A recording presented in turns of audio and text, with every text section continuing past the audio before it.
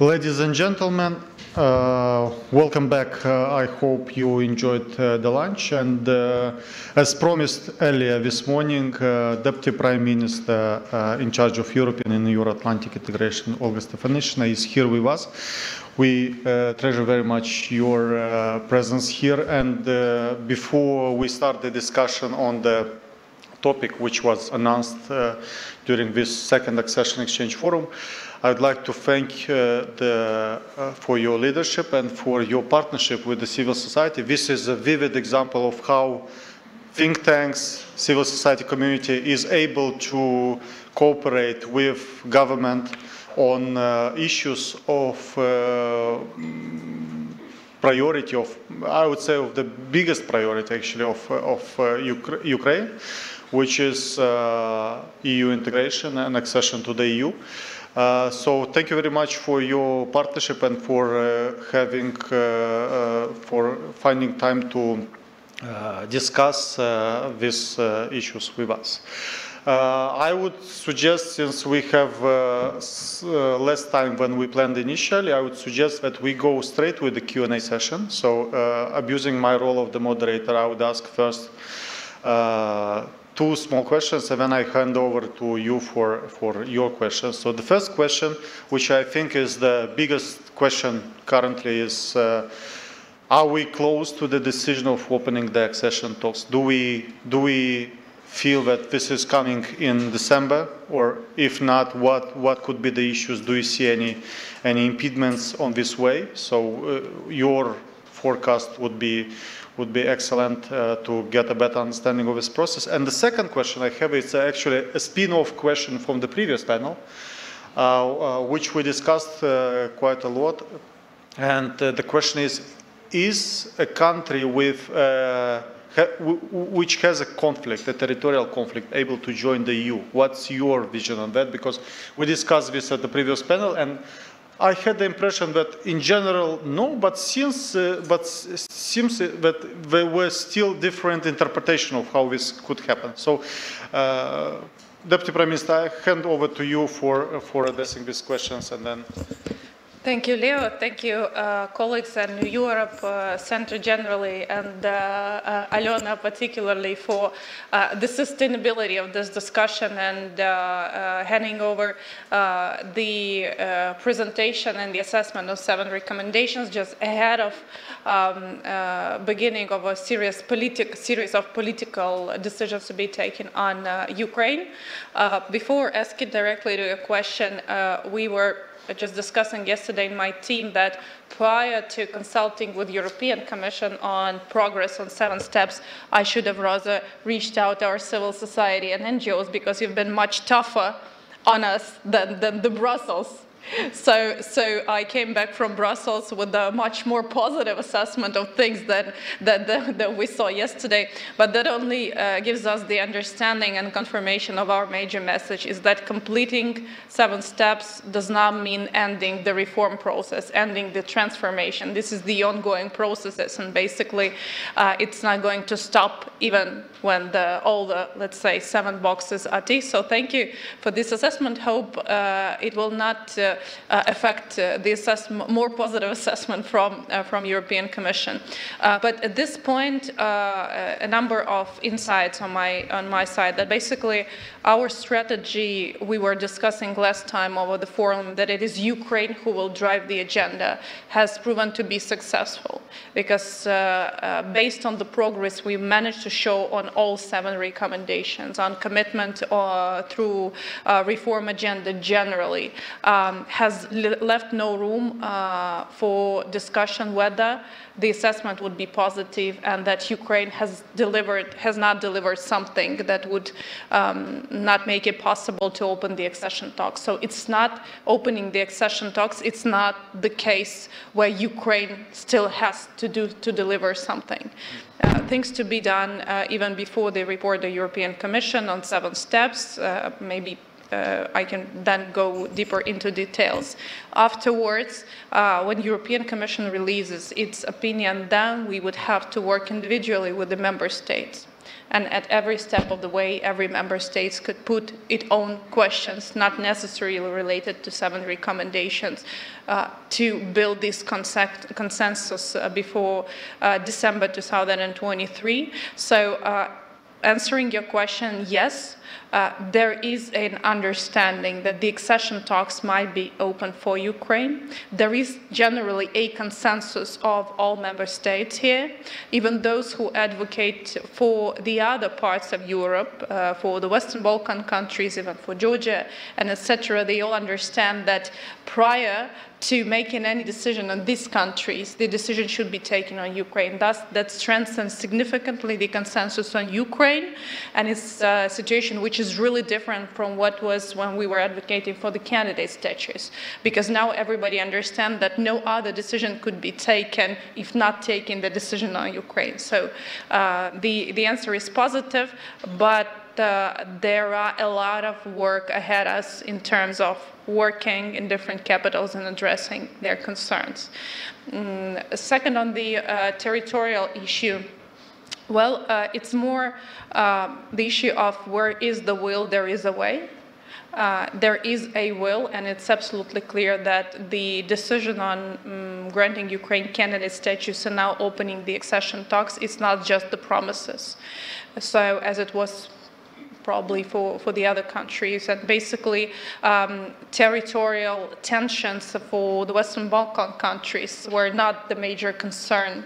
Let's say was the major reason, why the decision on European paths were taken in these countries. And in this case, Ukraine itself is the best case for case maker, because the association agreement was signed when Crimea has already been annexed, when the occupation of Donetsk and Lugansk regions started, which meant that Ukraine, at the moment of signature, were not able to control a specific part of its territory. But the association agreement has been signed. It's applicable throughout all the territory of Ukraine within the borders of 1991, with the reservations on the areas which are not under the actual control of Ukrainian authorities. So the precedent is Ukraine itself already. So, and that's why there's never been a single moment where we had any discussion on this issue in issues related to Ukraine's accession. Well, thank you. I think this is quite a good beginning to turn over to the audience and ask and see who has questions. I see one hand over here, and it would be good to take several questions, but yeah, I see 2 hands. So can you pass the mic to Klip, then to Jakub, and then to Dmytro? And I think let's take these 3 questions. Yeah. Thank you, Olga. Gleb Vyshlinsky, Center for Economic Strategy, Kyiv. We have this specific situation when simultaneously we will implement Ukraine plan within this 4-year EU facility, and hopefully we'll start accession negotiations. How, what is your vision, and what is the consensus in thinking how should it be harmonized so that it works together and funding is complementary, and you understand what are the issues there? Thank you. Thank you. So, Jakub? Hello, Jakub Jakubowski, Center for Eastern Studies, Poland. My question is on the time frame of the accession. The date that circulates, that's been in the Franco-German paper too, is 2030, but I'm wondering what's your actual take on what's the realistic and what's the ambitious goal in terms of time, given the capacity on the Ukrainian side and the lots of things to be resolved during the accession. Thanks.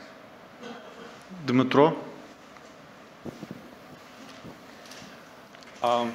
Let's imagine Ukraine is becoming EU member very soon. What will be Ukraine's position on the internal reform of the European Union? This is one of the questions which we already started to discuss, and we will later discuss in the next panel. What is Ukraine's position on institutional setup, European policies, and budgetary things? Or we don't have such a position still, and we are waiting until our accession. Thank you.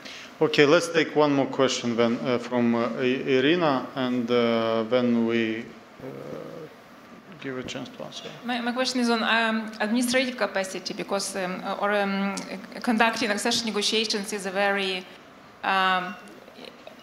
complicated exercise, let's put it this way. So how do you assess, is Ukraine ready, Ukrainian institutions, do you have enough personnel, skilled personnel to do this? How do you see this? Thank you. So please, we have the question on facility, on the time frame, on reform of the EU, and on capacities. Thank you. Thank you, Gleb, for this question. First and foremost, it's already synchronized. So it's not the matter of like where this process will start, it's already synchronized. Secondly, 50 billion euros is the, to our calculation, is the amount only of a macro financial assistance for the 4 years. So the plan which has been developed in this regard is designed in a way to be the conditionalities for macro-financial assistance. So initially it was a huge initiative and etc. But at this point we understand that speaking about accession funds, it's not the resources only for the technical assistance for the law drafting and policy planning. It's actual preparing to the membership, and it's different. So, and these are money which are not there. Everything which could have been part of the accession process and we thought was needed to be enshrined into this plan, it is there, it is already aligned, but at the same time there is a reference that the government will approve the National Legal Approximation Program, which is based on the self-screening, which now gives us the clear understanding what do we have to do and in which timelines to be the member of the European Union and part of the single market. So it's already synchronized, but it's not something on top of everything. It's very horizontal with understanding that macro-financial assistance should be based on sustainable multi-year conditions, and they're part of this plan. On the timelines, 2030 is the timeline which has been oriented for all enlargement countries. So it wasn't the timeline for Ukraine. It's just meaning that by 2030, all countries of current enlargement process might become a member of European Union, not excluding the fact that some of them could do it earlier. Of course, there are many things which should be taken into account. It's not only Ukraine who puts the expectations and meets them. We have our understanding that our preparedness for the membership could be ensured within 2 years. So we have already significantly integrated into EU single market. It is absolutely obvious that Ukraine is part of the policy-making process in Europe. And answering the first question, we have a capacity to run the country throughout the war and make it not only functional but developing. So our domestic timeline is 2 years, but based on the way how we will be succeeding, we can build further political expectations on our side. Then Dmitro asked about the reform of EU. We are to some extent into this process with the French colleagues and with the German colleagues and with the Swedish colleagues at the level of the Brussels. This is so far a very, let's say, zero drafting processes. There are like many ideas at the table, but I think the role of Ukraine as a member of EU is not about digging into this like reform process, but also setting up the new waves of EU evolution. So definitely Ukraine as the biggest armed forces capacity in Europe will support the processes on strengthening common security and defense policy and building on the experience we've built throughout the war. We would definitely be an active, let's say, a party to the discussion on enlargement implement and absorption capacity, and we would definitely be one of the key decision makers on issues related to the functioning of the single market. And everything we have to identify on us as the future biggest economic tiger within the European Union, all of these solutions has to be found before accession. So the major energy will be spent to this process on our side, but at the same time, the same understanding is on the EU side, that all the reforms related to internal market should be conducted and completed before Ukraine's accession. And of course, I'm covering the area of agricultural policy and its evolution, not only because of Ukraine, but generally because it's already an outdated approach to some extent. So we will be part of the discussion, but I don't think it would be our major focus, like, per se. And on the capacity, of course, there are much more capacity that we need, but we have an army of a civil society experts, think tanks, and NGOs, and we never had been facing a fear in front of the massive tasks we had to complete. So 4 months, we've made a self-screening of 28,000 pieces of EU acquis. It is completed now, and it will be presented to European Commission when the decision on accession talks to be started. This is showing that the capacity is there, and the experience is there, and the political commitment is there. Parliament is hungry for decision-making, government as well. So, and we understand that the political cycles might change, and we have this unique period of time where we have the concentration over doing everything we can. So yes, we have this capacity at this moment, and basically comparing, as I also do the NATO part, yes, right? Comparing to issues when we're talking, for example, about interoperability with NATO, it's like a terra incognita. It's the, let's say, pieces of knowledges we have in different places around Ukraine. And this is not a sustainable story which becomes sustainable only now after the Vilnius. This is totally not the case in EU file.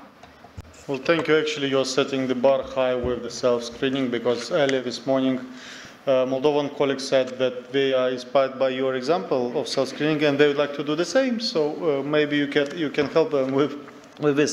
And it sounds kind of paradoxical, actually, because a country at war does the self-screening and helps other countries not at war doing the same. So, well, chapeau for this. We have 5 minutes left. So I see, Ambassador, you have a question, and we can maybe take one more question if someone makes it up its mind. Ambassador, please. Thank you, Madam Deputy Prime Minister. Thank you, Levo. So the question itself is not exactly about accession, but since we are discussing reforms, I wanted to ask you about the list of priority reforms that the United States presented to your government, I believe, this week. Thank you. Well, that's the main game in town now with this question, so maybe you can shed some light. Yeah, I've been answering this question for 72 hours now.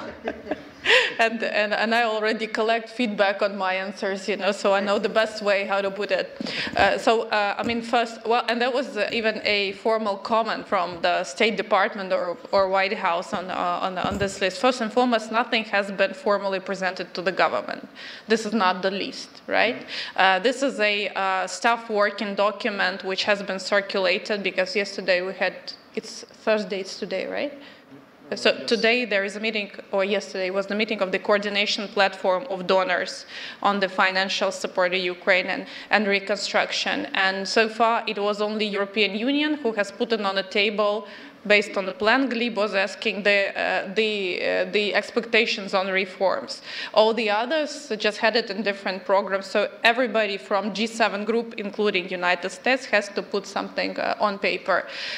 It is not something which is an official position at any level of the United States. It's a working document. It's just the collection of the leftovers from the previous periods of time. And I can already now say that I wasn't digging deep into the other things, but the trigger was for me the NATO part, which is completely irrelevant. So after Vilnius, we're in a totally different way. So it's not the way like we operate with the partners, that we're given the lists and we're going to the parliament for voting. So it's just the working document, which definitely be reconsidered by Ukraine. Can we expect that we'll have this list of reforms in the updated national annual program, like from, especially the NATO part, the one you mentioned? Not this one. It's already really outdated. It's really outdated. We are on a different layer. Some of the things like civilian democratic oversight as a priority will be there. But everything we will put in the NATO program after Vilnius will be based on interoperability, and decisions which really involve NATO and allies and bring us to membership. So it will be not something very disfocused, it will be something very concentrated. So it's not definitely what is there. Thank you very much. So if anyone has a comment or a very question, I see Hugo. The last question. Hi, Hugo von Esten from the Stockholm Center for Eastern European Studies, a Swedish think tank. So if the process of Ukraine's EU integration and accession takes longer than we want or longer than what we expect, either because the EU is not ready or because Ukraine is not ready. I mean, the EU could be not ready because of problems with reform. We've talked about that. We'll talk more about that later. Or because of Ukraine's lacking capacity. Is there a risk then for backlash in Ukraine, political backlash, or the population becoming disappointed, maybe EU fatigue, which would negatively affect in long term Ukraine's both capacity and the willingness of the population to do what it takes to become an EU member? Well, the immediate answer is no.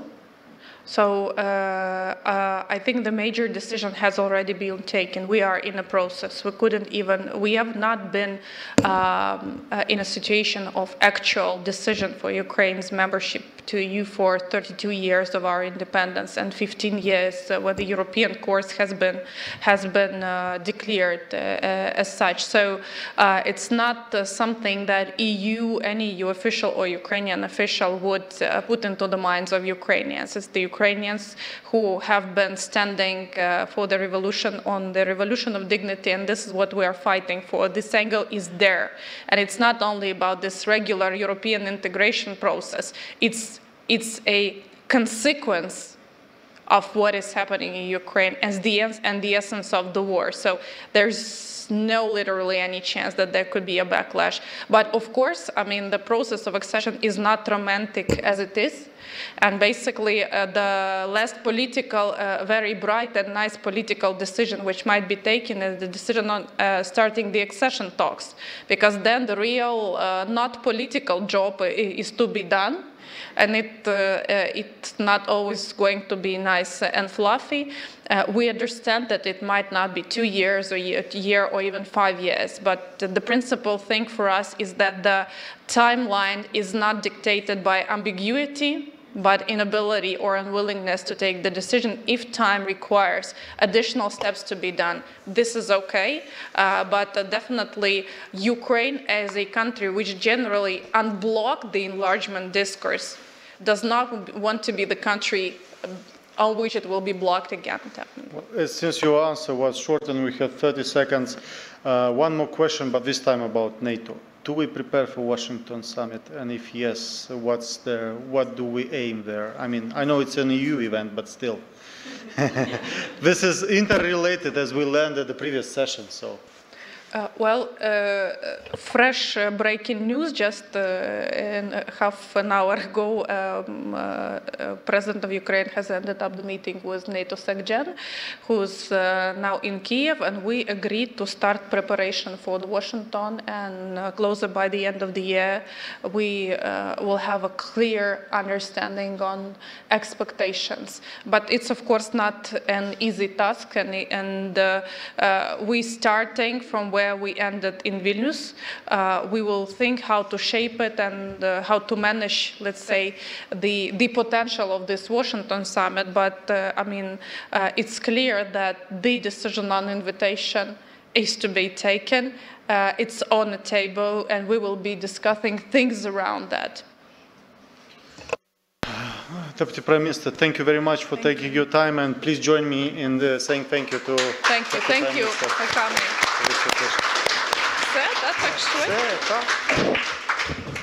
Dmytro, could you please take it over from here?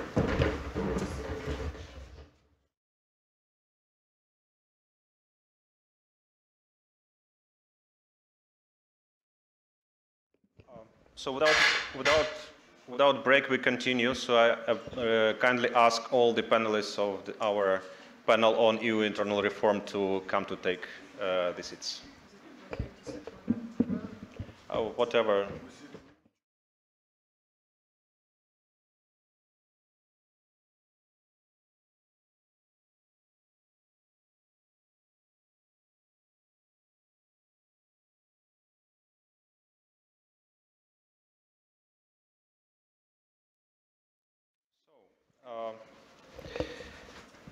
The discussion on this topic we have started already in the morning, and now we continue more focused discussion on the EU reform. But before giving floor to our distinguished panelists, we really have very distinguished mixed panel of actual officials, former high-level officials, representatives of civil society, journalists, Emmanuel Group from various EU countries and candidate countries.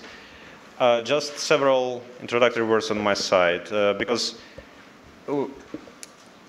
I think that in Ukraine we're really, as I think Leo or Alena in the beginning of our forum said, we tend to be Ukraine-centric, of course, following the European discourse, but there's huge debate on the EU reform and internal reform. And just to set the stage, we have the title of our, basically the major question of our panel we have in the title. How the EU needs to reform to be ready for new members. But just to clarify, I think there is already kind of a first thesis here, which is already in the title, so that EU needs to reform to be ready for new members. Do we share this notion that EU needs to reform to be ready to have new members? So that we can continue then to ask the question how, which is actually the title. So I just want to sense where we have the basic consensus on the very basic question, first question. Do we need reform of the EU in order to be ready for new members or not? I would ask to raise your hands, the audience, raise your hands, those who think that EU needs to reform to be ready for new members. And thank you. And please raise your hands, those who think that EU does not need to reform to be ready for new members. Can I vote to Those who think basically hasn't made their minds, so don't know. Leo, you? Well, yes. Okay. And please raise your hands, the panelists. I just want to sense those who think that EU needs to reform to be ready for new members.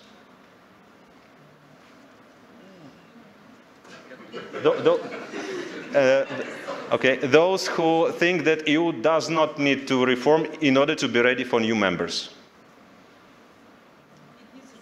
And those who don't know? I do know. It's complicated. Yeah. It's complicated. Okay, so I sense that the audience is kind of more of the concrete opinion, but our panelists think that it's more complicated. So it's very interesting I anticipate the discussion. But basically, just to remind you that discussion on the EU reform has started from the very beginning of the EU. It goes on through various stages, through various circles. Now we have another circle of this discussion of the necessity for the EU to reform. My observation is that mostly it's concentrated on EU decision-making and institutional setup. One set of questions, another set of questions is EU policies, common agriculture policy, cohesion policy, enlargement methodology policy, other policies in relation to our question, which we discuss now for new members to be ready for new members. And also budget of the EU is also huge discussion, a set of questions about the budget. But a lot of questions here. The question is how. So I would like our audience to share your opinions on this very complicated matter, to make your interventions. I would ask you to be as short and concise as possible so that we hopefully will have some time to discuss with the audience as well in questions and answers.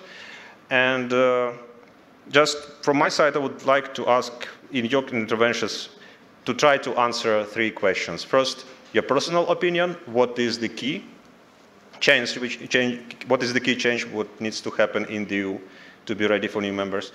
Second is how a consensus can be built in the EU, because we know that now there is no consensus on the EU reform. So how it can be built, what's your opinion on that? And last but not least, what is the role of the candidate countries? How candidate countries can contribute to this discussion? So these are 3 questions from my side, which I ask you if you are able to cover in your interventions. I ask to take the floor Pavlo Klimkin, former Minister of Foreign Affairs of Ukraine. Please, floor is yours. Hi, everybody. It's good to be part of the crowd. I'm gonna be a bit provocative from the beginning because the whole title of the session is for me kind of funny one. The point whether the EU should reform itself for the accession, for me, does not, doesn't have any sense. For me, the point is about the EU and the intrinsic feeling, what is the European Union for at the 21st century. The problem for the EU is not to figure out how to get us in. It's just something on the surface, like cappuccino, a bit of cinnamon. The real problem for the European Union is to understand whether the EU is a kind of reality which is compatible with the 21st century, and my answer is not. The EU does not fit the 21st century. The EU is essentially a kind of beast from the 20th century. So the point is whether the EU is ready for something, for 2014, for the all-out invasion, for something. So the EU is always reactive, and now we have sort of interesting discussion here calling the new enlargement geopolitical. What does it mean for us? Does it mean that the EU is now forced in a way from outside to have this enlargement? And it's schizophrenic. It's a sort of schizophrenic mentality. If we believe it's just something forced of us, we never ever gonna manage it. We never ever gonna sort it out. So my point, every time the EU is looking through a window on the role geopolitically, or whatever it's called, geopolitics now, the EU should look into a mirror and understand what is the EU now about, fundamentally.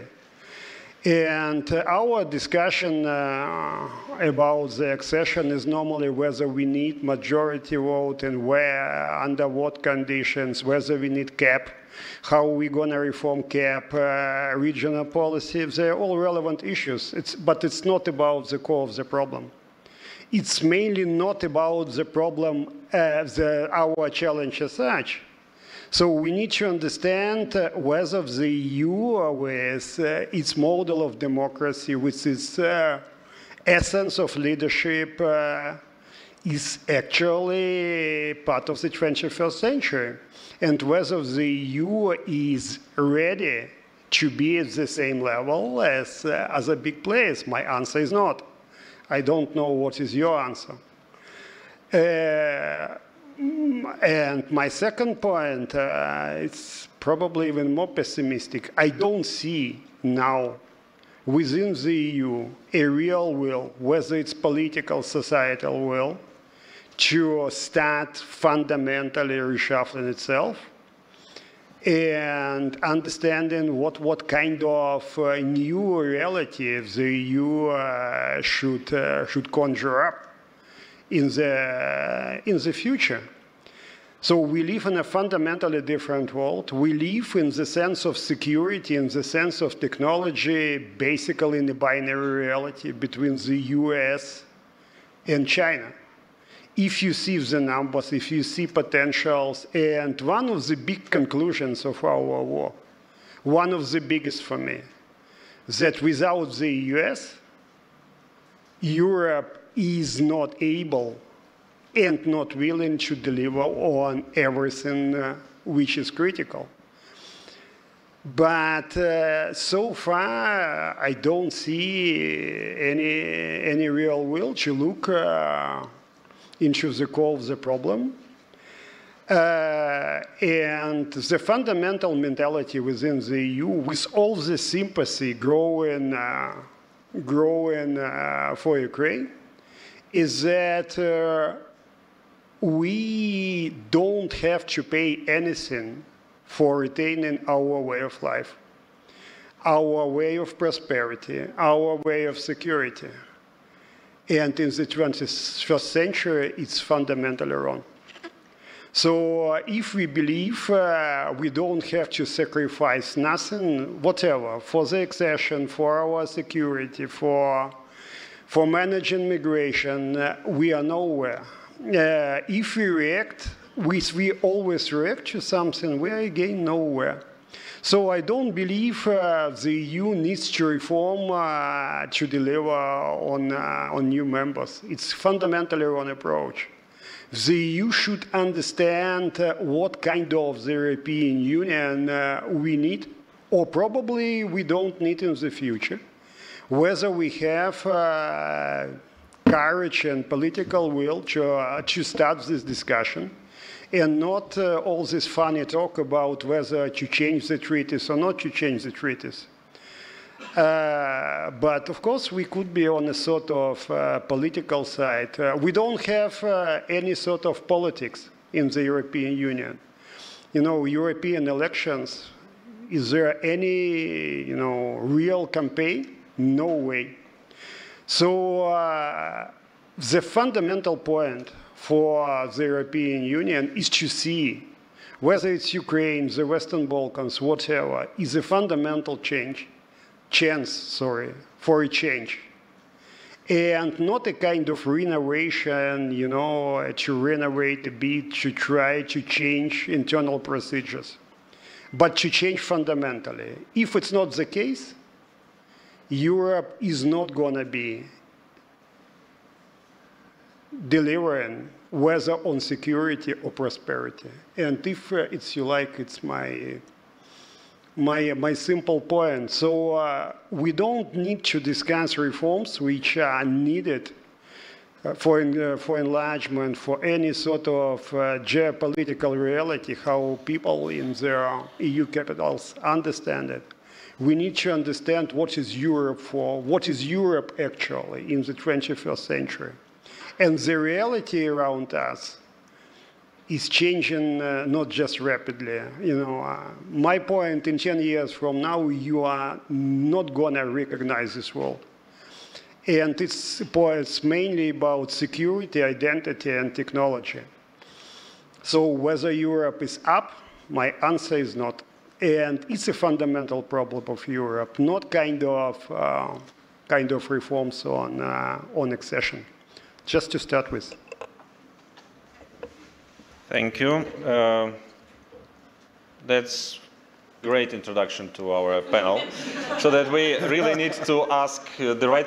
We need to find the right questions to ask, and that's half of the right answer, right? So, without further ado, I would like Jovana Marovic to take the floor to share your experience, your perspective, to understand from personal capacity, and also not representing now officially, but really very interesting perspective from Montenegro. Jovana used to be Deputy Prime Minister and Minister responsible for European affairs of Montenegro. So please, floor is yours. Thank you very much. Once again, I'm really honored to be here today, and it's really great to have a chance to exchange experiences between two candidate countries. So hopefully, this is also part of let's say, recommendation for Ukraine. I think it's really important to open negotiations with Ukraine as soon as possible, because this is not just a matter of whether the criteria is fulfilled or not. It's also a political message, kind of boost for the country to speed up the European integration process. For Montenegro, this was really long time ago, 11 years ago, but Montenegro is still a country which is not front runner. This doesn't matter anymore after 11 years of negotiations, but Montenegro really opened all negotiating chapters and also fulfilled many criteria in all of these negotiating chapters. I think that the right question is not whether the EU needs to reform in order to be ready for the new members. The right question is whether if the EU can be stronger, and if it's not bigger, if it's not able to integrate new members, if it's not able to export democracy anymore.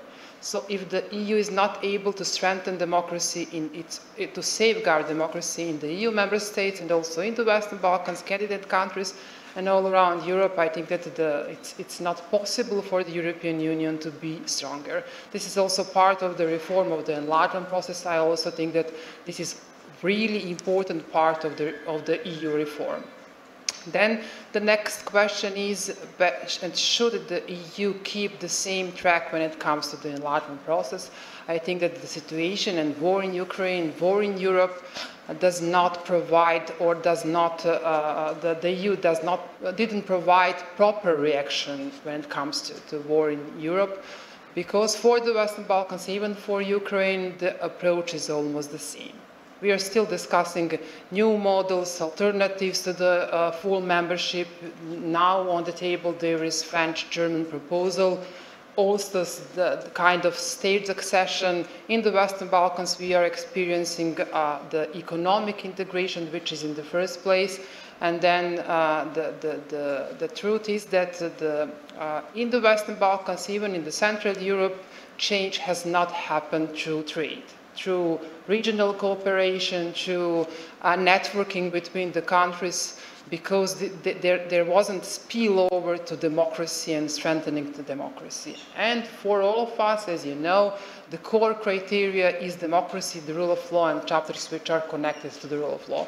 So I think that, as I already said, it's really important to have this approach where the European Union is really focused on strengthening democracy in all the countries which really want to join the European Union, but also in its own backyard.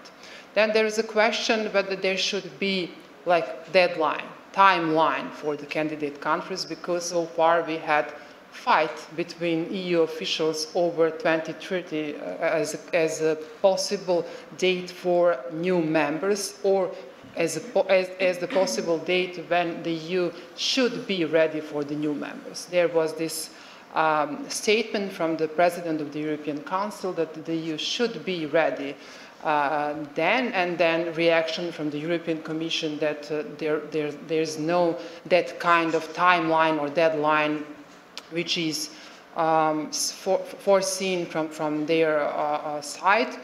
It's not, if the European integration process is merit-based, it's really impossible to have any kind of dates. That's clear. But it's really important for the European Commission to provide some benefits for the Western Balkans and for the candidate countries in order, as I said, to speed up the process. That means that the part of the new and revised enlargement methodology where there are sanctions and benefits for the countries which are delivering or not should be implemented in practice. In that sense, I think it's really possible to have the roadmaps for all the countries, what is possible to achieve by 2030. For Montenegro, for Ukraine, for Serbia, maybe if the bilateral issues is solved with Kosovo, it's possible to join. For some countries, there is, like different kind of developments could be achieved by that year, but it's really important to have kind of deadline. Then the discussion about decision-making in the European Union, it was also mentioned this morning here about qualified majority voting. This is really important when it comes to moving from stage to stage in the European integration process. And for opening of negotiations, as I already explained, this is just one of the stages in the European integration process. That does not mean a lot. It means, like, as I said, kind of signal and message from the European Union level, but in technical sense, you are not far from the initial and the beginning of the negotiations of the European integration European integration process.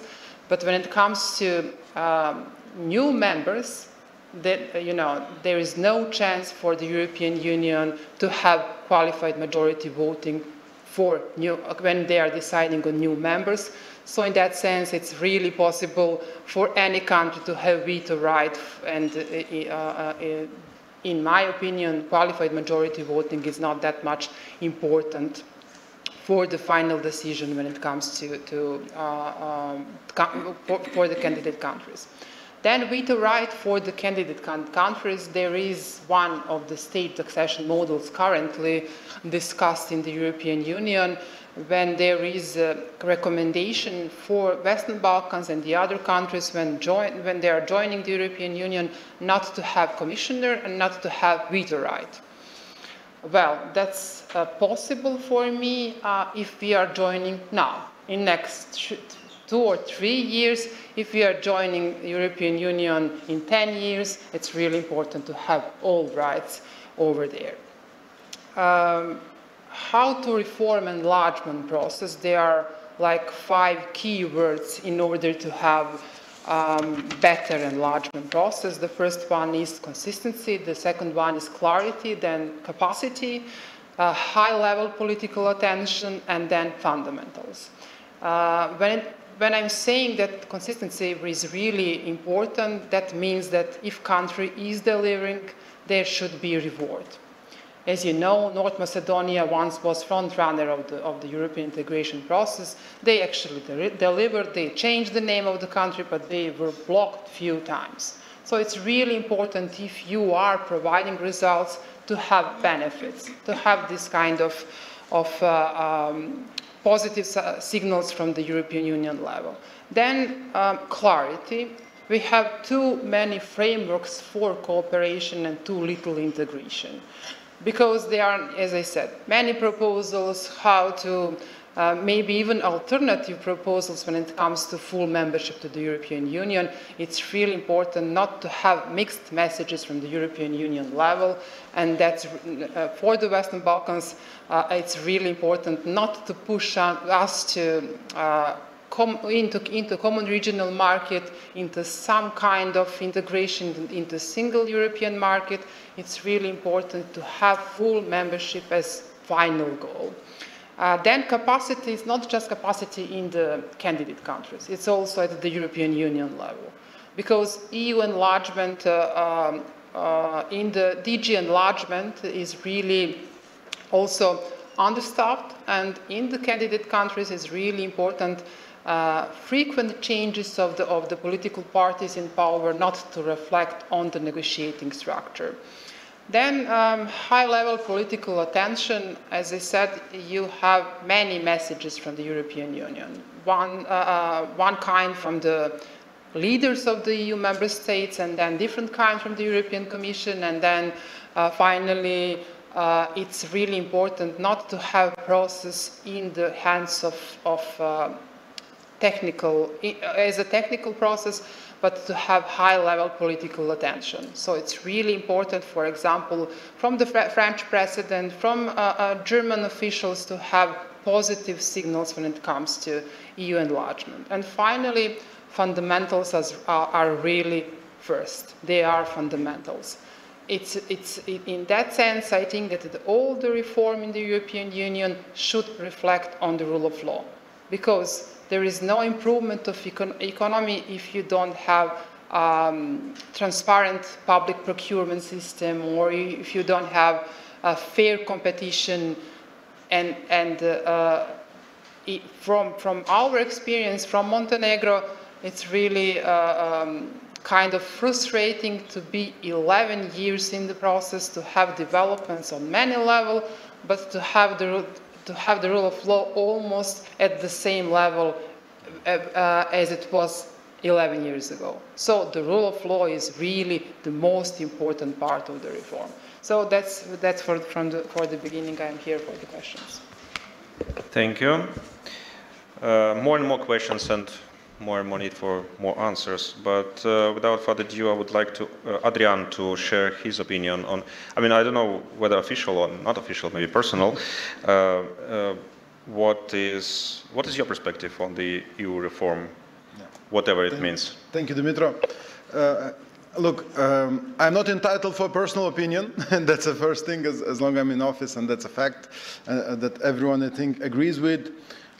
When talking about how and whether EU needs to be reformed or not, the question on that lies at this point solely with the European Union and European Union member states.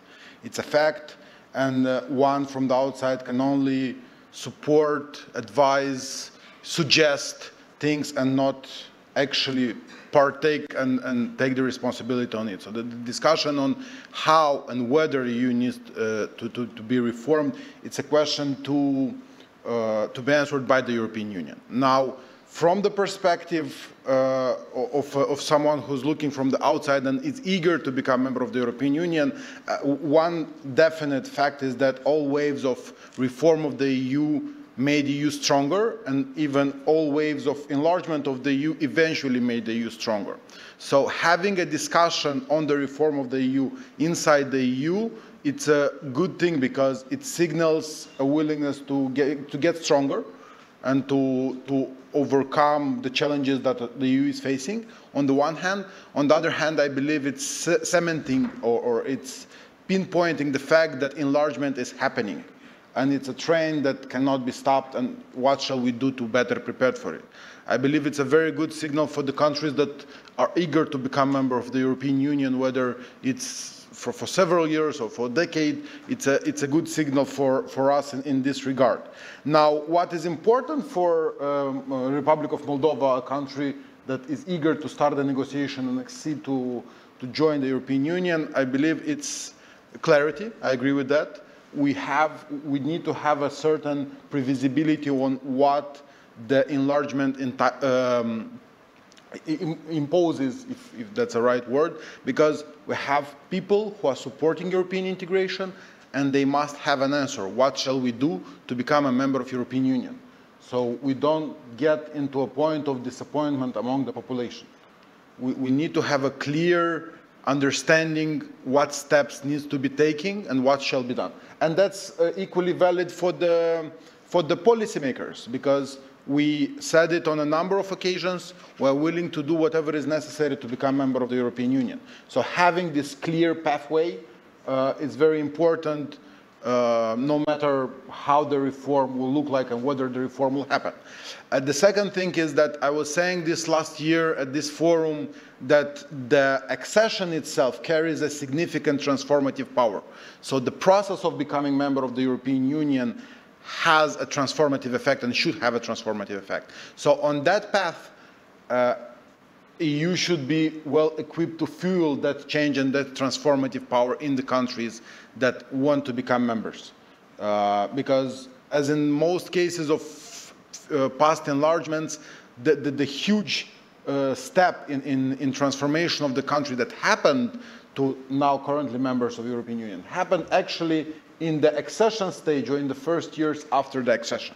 So that is an important element to have. And of course, speed. We are very ambitious regarding to the accession process. We want to become members of the European Union by 2030, and that's our national goal. So allowing members or candidate countries who are willing to take fast steps, who are willing to work fast and hard to do so. So ensuring that, as it was mentioned before, that the countries who are willing to deliver fast will deliver and will get the result. That's an important signal to send in, again, whether in the current format or in some newly reformed European Union. But answering to your first question, should or should not, or whether do we need a reform or we do not need a reform, I believe in both cases the accession is possible. So, thank you. Thank you very much.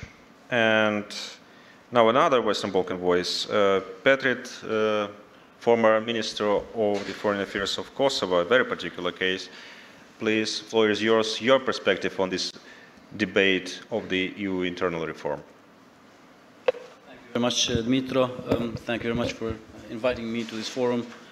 My first visit to Ukraine, obviously for Kosovo, it's ever so slightly different story due to our present position in the European landscape, as 5 EU member countries don't yet recognize, and Kosovo and 3 potential accession enlargement candidates also don't recognize. But I will maybe offer 3 moments or 3 processes as seen from Kosovo. I don't represent Kosovo here, obviously. I used to work for 7 years in the government, also as a regional cooperation coordinator in the Berlin process framework. One, in many ways, war in Ukraine has helped Kosovo and helped the Western Balkans because it has thrown agenda of enlargement right in the center and in the middle of many discussions in Brussels. I remember in 2003, in September, 20 years ago now, I mean, this month, I was in some sort of civil society forum, very young obviously, and it was a few months after the Thessaloniki promise to Balkans that we will all join EU, and that was 20 years ago. And only a few years ago, last year, maybe even President Macron made it very, in no uncertain terms, that there is no enlargement unless deep reforms are implemented and executed within EU. I think that was almost a sine qua non in the way how he expressed it. And I fear, or I think he didn't speak, obviously he was the most vocal, but he spoke for other member countries who were not as vocal on the background. So the feeling was that in Balkans, regardless of what you're doing, from North Macedonia, who changed their name, to Kosovo and Serbia, who were engaged in dialogue that was leading to a status, not status quo, but some sort of functional political reconciliation. But none of this would matter because actually in the end that political reward in a way was not present. And I think that significantly deteriorated also the outlook for political settlements of bilateral open issues in Balkans, that lack of EU perspective. As it became more and more distant, I think just politicians lost any kind of faith or interest really to do compromises which are important. So war in Ukraine definitely, and your geostrategic interests connected to the necessity to integrate Ukraine as soon as possible, open the path and relaunch the Western Balkans. So while before it was Western Balkans enlargement and maybe others, now it is Ukraine and all the others. I think that is a fair assessment of where we are right now. I also think, second moment, it is a race against time, because I have a fear that we are having this main current of discussing about enlargement more than ever, again, in context of Ukraine, in context of Western Balkans. But I fear that there is also undercurrent of the rise of the far-right parties, the change of tectonic shifts in the European political landscape.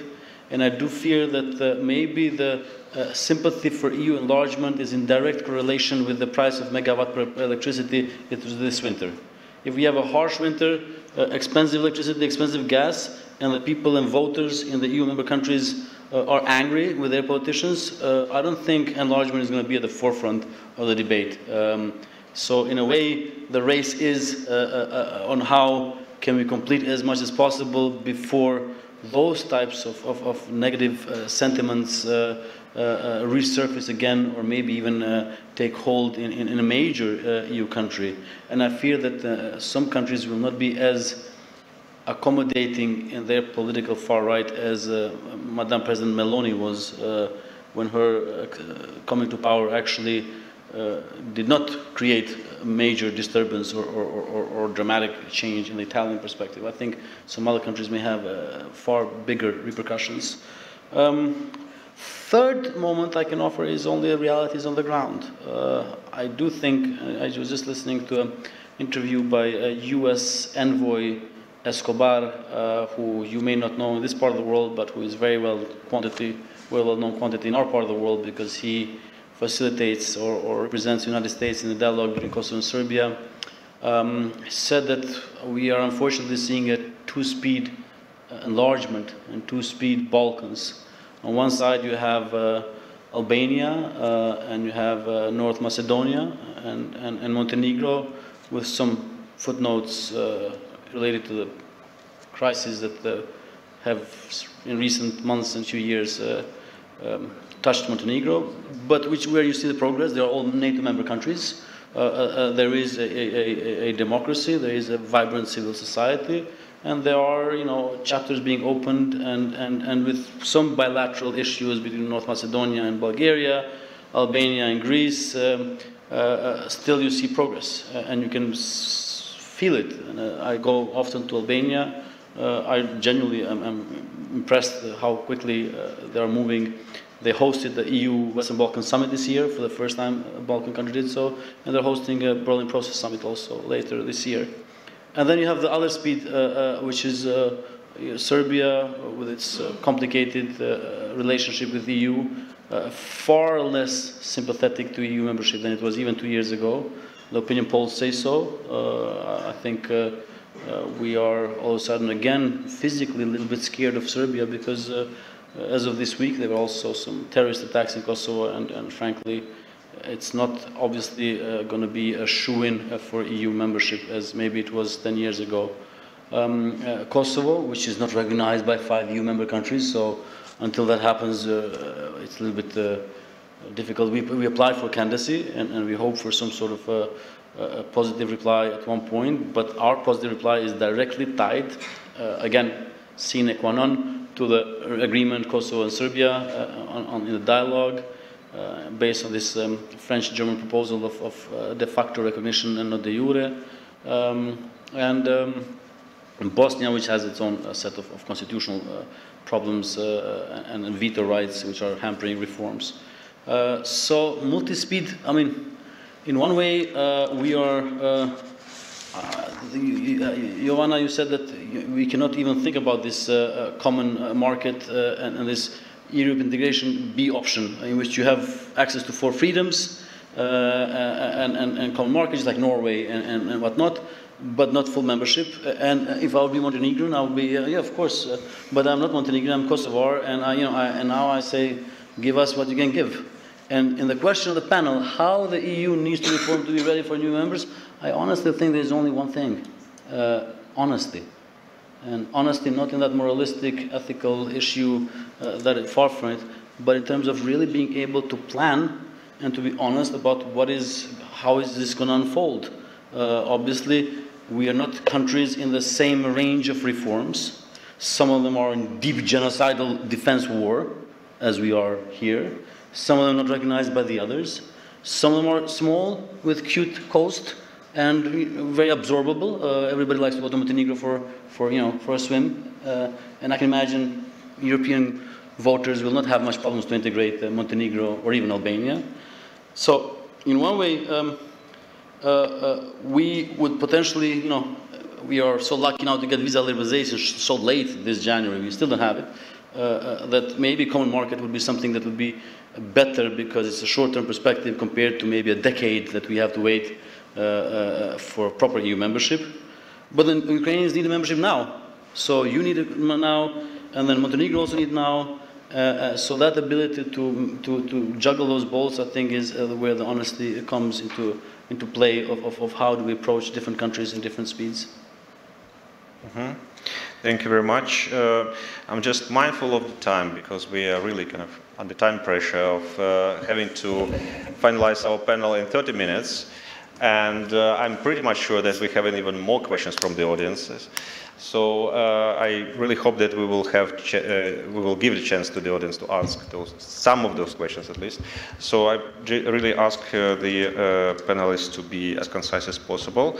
And now to give floor to Paola to share your thoughts and observations on the Italian discourse and thoughts about EU internal reform.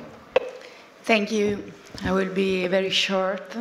And so I'm a journalist, so my main concern is the enlargement narrative, of course. And listen to your thoughts and takes. I think that the candidate states are more prepared and ready than European Union. Because, we had in the last decades, we had the opposite of enlargement. We had the shrinking European Union. We had the Greece crisis and Brexit. So now in 10 years,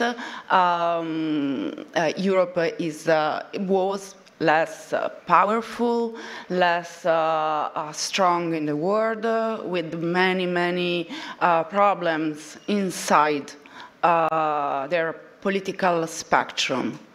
And I think it's not over, so this is my main concern, and enlargement will be a problem if we don't create a common narrative. And I have just 3 concerns, and one is I think we have to change the narrative from Europe to the candidate states. So I think in Europe, in the whole of Europe, we leave enlargement like a favor to other countries' candidates. Not like that the pie is getting bigger for all of us, but it's just other people, other countries sharing the same pie. Because enlargement doesn't have in our political discourse, our political debate, an improving factor. It has just, we stay together, we are not a functional family, of course, but we share the same resources. It's not like this.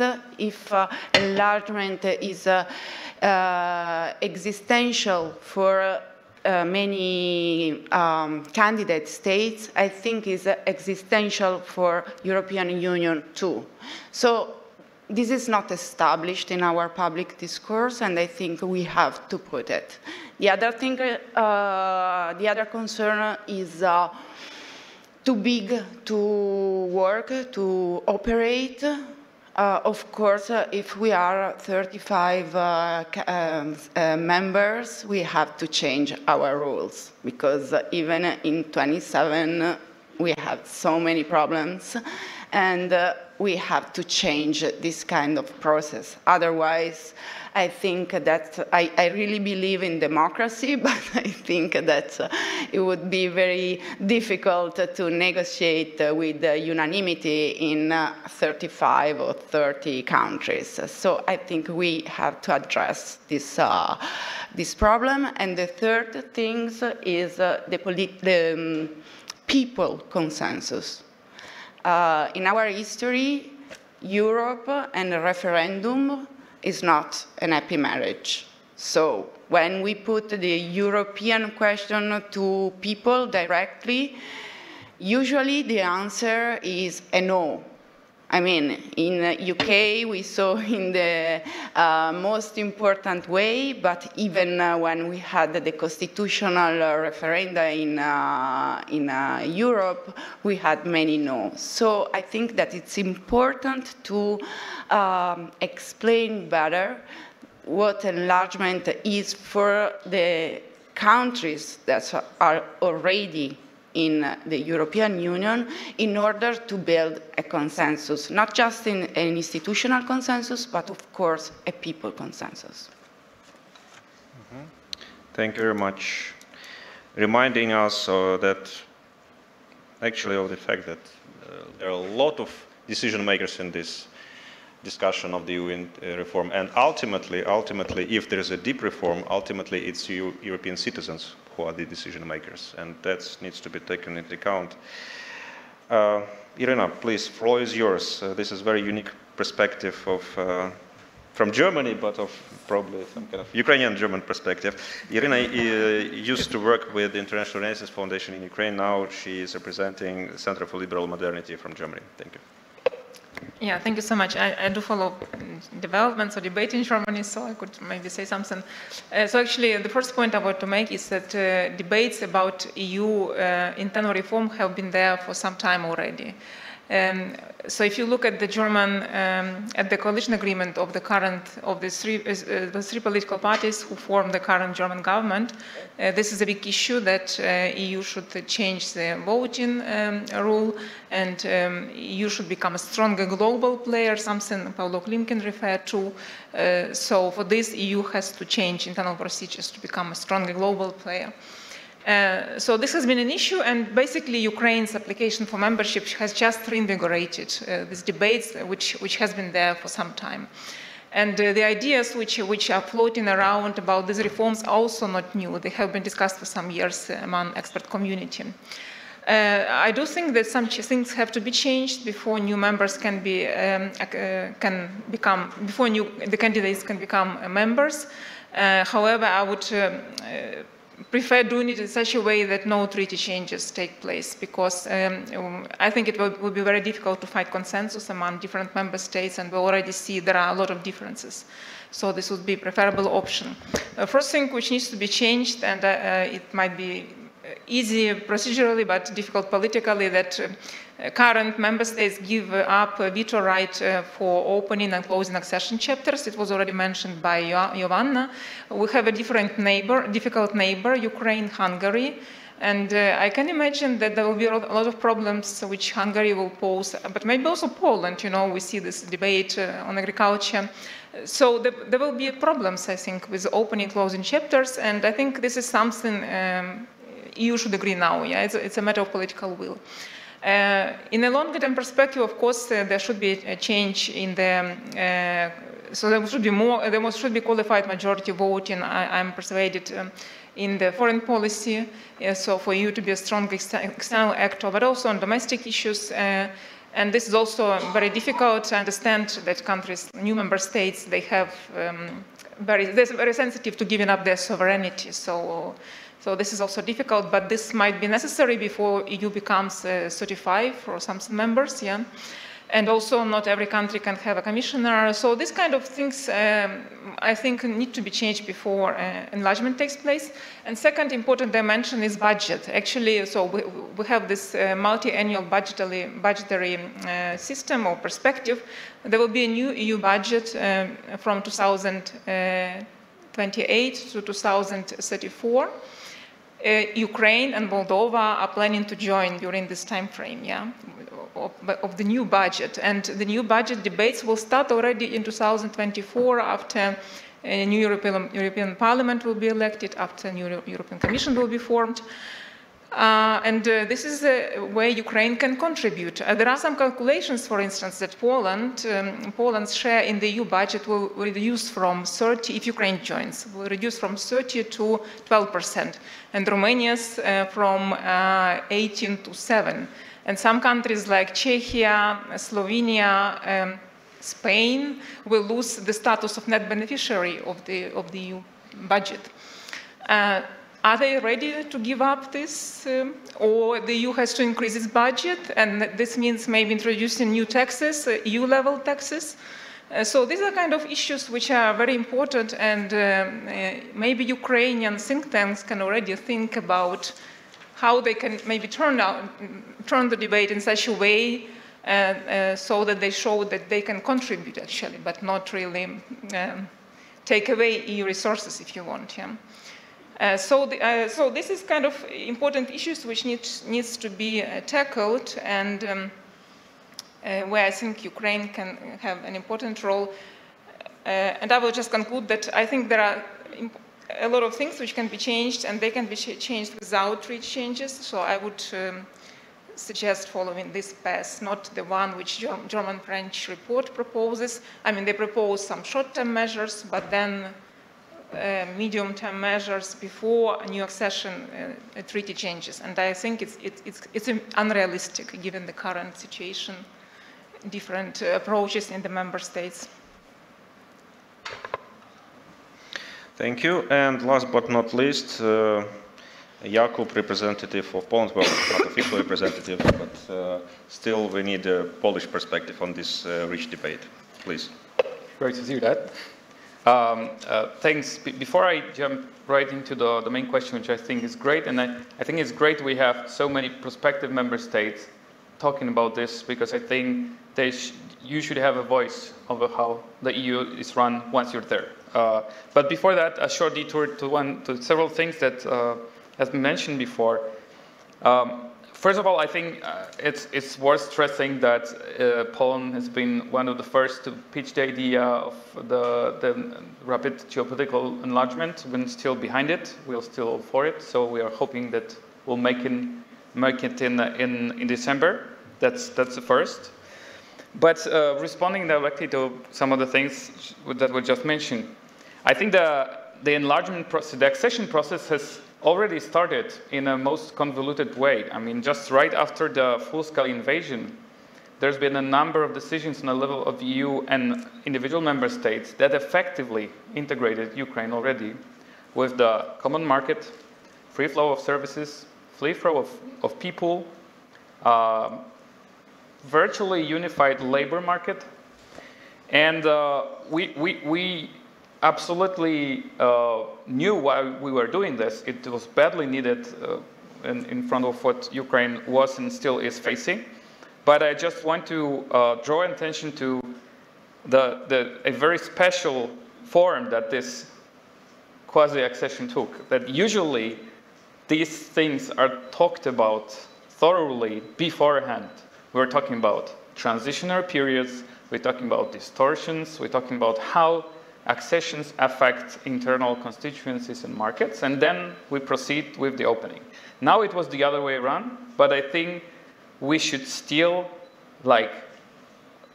reach this level of formal, sustainable framework of our cooperation anyways, despite the fact that we went forward because it was just, but we still need to negotiate ways in which the accession will be sustainable long-term, when we'll have a consensus on many things.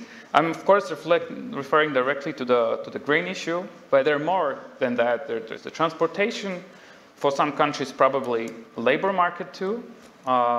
So I think this should be one of the first things we tackle within the accession process on how to formalize a compromise that is sustainable here, instead of bilateral punching at the border, which is not the way forward, I think.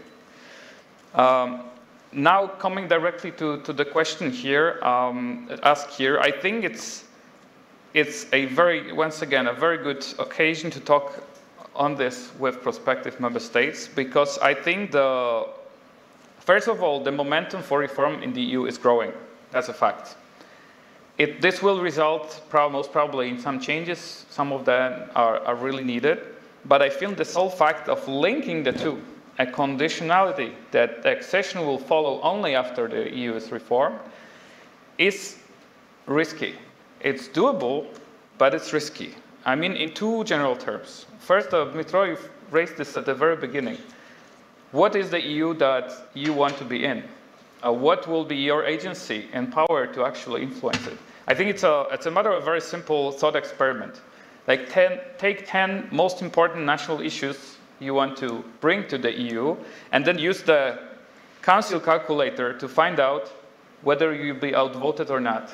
What is the coalition of the countries that will support you, and what is the coalition that will block you? And that's a nice way of looking at how this should look like. I'm not like fundamentally opposed to KMV, but maybe tinkering with the voting rights calculations may actually, make the voting reflecting the growing gravitational, power of our region within the EU. I think it's very important to kind of imagine yourself already in the EU with some specific things you want to push through, and ask yourself a question whether or not the reforms you see being proposed actually fit you. The other risk I see coming from the linkages between accession and reform is that, as been mentioned, I mean, the appetite for the reform was there in Europe for a long time. And now with the accession, we have a reinvigorated debate. But I think there is a temptation to put many, many things in the reform baskets, sometimes not directly linked to accession itself. And here I see the risk of lack of consensus, of possibly no progress on debate on reform, derailing the accession itself, causing, accession fatigue, EU fatigue, just like Hugo said this. Like, what if the reform package is so ambitious and for some radical that the EU will not be on the same page by 2030? So I think the prospective member states should also think about this, and I think we need a minimum viable reform to accommodate this new and large EU family, but we should not override this debate, because at the end of the day, this may derail the accession. How? I mean, first thing that comes to everyone's mind is probably Hungary's veto, but I don't think that's the whole story. I mean, in 2005, there was a French referendum on the Constitution of Europe, and it failed. And then it was a Dutch. And if we put those referendums before accession, and not after, as in our case, this may very well derail the whole thing. So, lots of risks that you mentioned, but I'm pretty confident we can do this. It's just like to extend an invitation for the prospective member states to kind of put yourself already in the shoes of a member state to have a better informed and well thought out decision on when you stay on the reforms. Thank you. Thank you. So that was really fantastic exchange of perspectives. We have 15 more minutes for discussion with the audience, for questions and answers. Just please raise your hands, those ones who want to ask questions, and we'll continue. Łukasz first, please. Łukasz Adamski. Indeed, very interesting discussion, but actually one thing is missing. By profession, I'm a historian, so I like source criticism. And you actually all assume that EU elite want enlargement because of the declaration of EU politicians, because of the declaration of main also EU member states. But try to think about another scenario, that de facto, at least in some countries, elites do not want to enlarge, the EU, but they need certain excuse why it failed. What then? What strategy should you adopt? If, for example, from my perspective, this push for EU reform, for cancelling veto rights, especially when it comes to foreign policy, or to make, as Jakub mentioned, a packet very ambitious. So this is perhaps a way to de facto block the enlargement, but then you can find quite easily a scapegoat. Countries who are against the EU reform. So simply try to think about this scenario. Thank you. Thank you. As I understand, it's a rather comment than a question, but if anyone wants to reflect on that, please. And yeah, okay, Pavlo and Irina, and Ivana as well. Yeah. Lucas, actually, EU elites do not want enlargement, also now. And the way of trying to come up with geopolitical enlargement or so is a kind of what you have called excuse for saying, look, guys, you know, it's geopolitics, so we are forced now to talk about Ukraine, Moldova, whoever else. There is no, as I've said, no will, in fact, and there is no ability. Nobody understands actually how to square the whole stuff. And the real point about that is to imagine whether it's about enlargement. As I've said, it's not about enlargement. It's about understanding whether to have EU politics, EU taxation. You know, if you come to DC, on number plates, no taxation without representation. And if we want to stay at the national level of politics, we are going nowhere. In the 21st century, there is no way. So the way how to shape and take decisions on big issues is not relevant anymore. So the point is not about enlargement. Nobody wants enlargement if you talk to real people. And the real point is how to push Europe to get out of this narrow narrative of being where we are now. And actually, this geopolitical argument, in a very artificial way, is used to tell the people in Europe, guys, now we have no other choice. We are forced, you know, no gray areas. But it's all about trying to find justification to start working on the European Union. It's not about reforms. It's either about totally transforming the European Union or no European Union as such in the current form in the future. It's a very simple deal, and after that you can say geopolitical. Now it's Ukraine, now it's you know, this Putin or so. It's a fundamental choice which the EU has to make, but is not willing, is not able to make at the level of national elites because everybody is comfortable. Money is there, redistribution of money is there, setting up a regulatory framework is there, but so what? It's not relevant anymore. It's the point.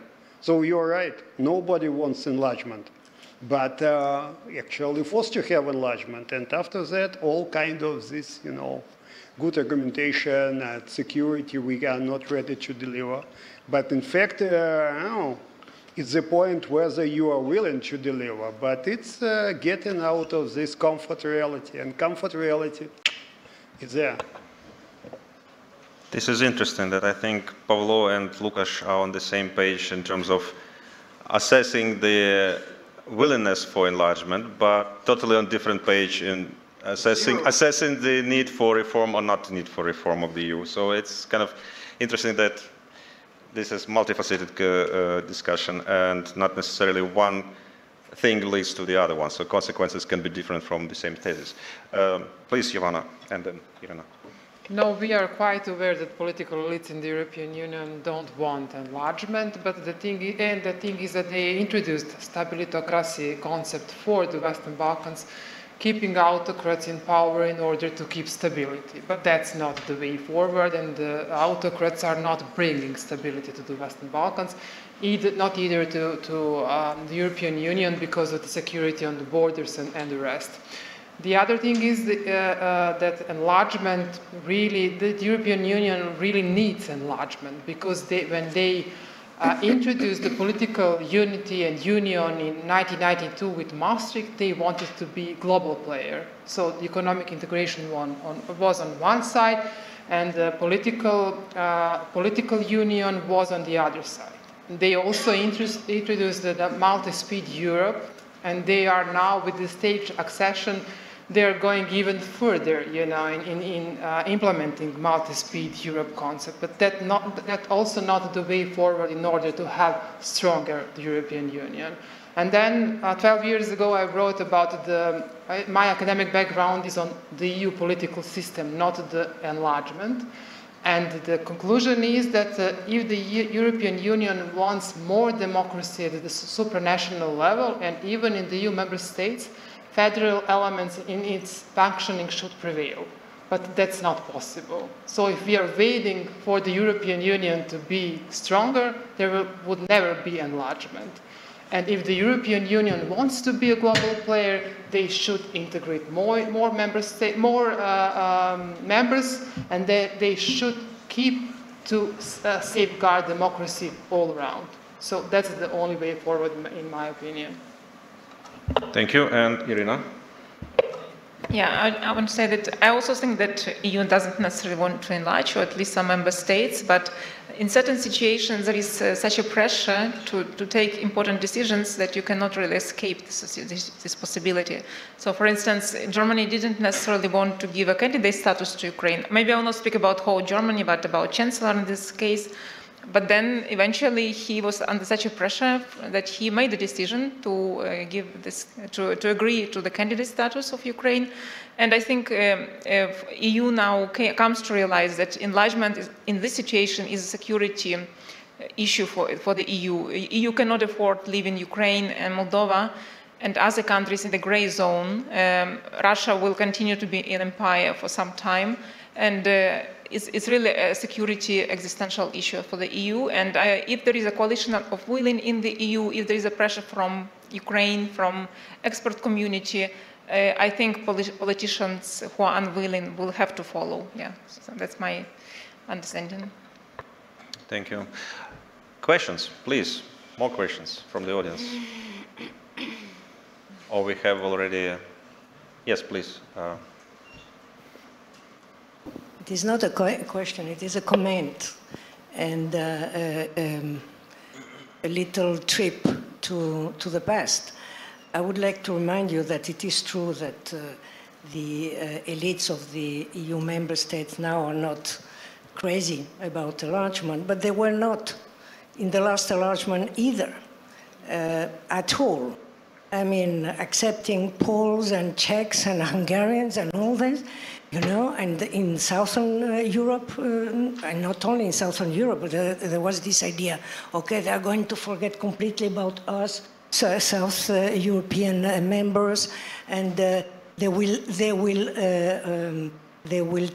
try to get us more to start being more critical with Russia, and then we will have problems with the Russians, and we do not have to have problems with Moscow and all that. So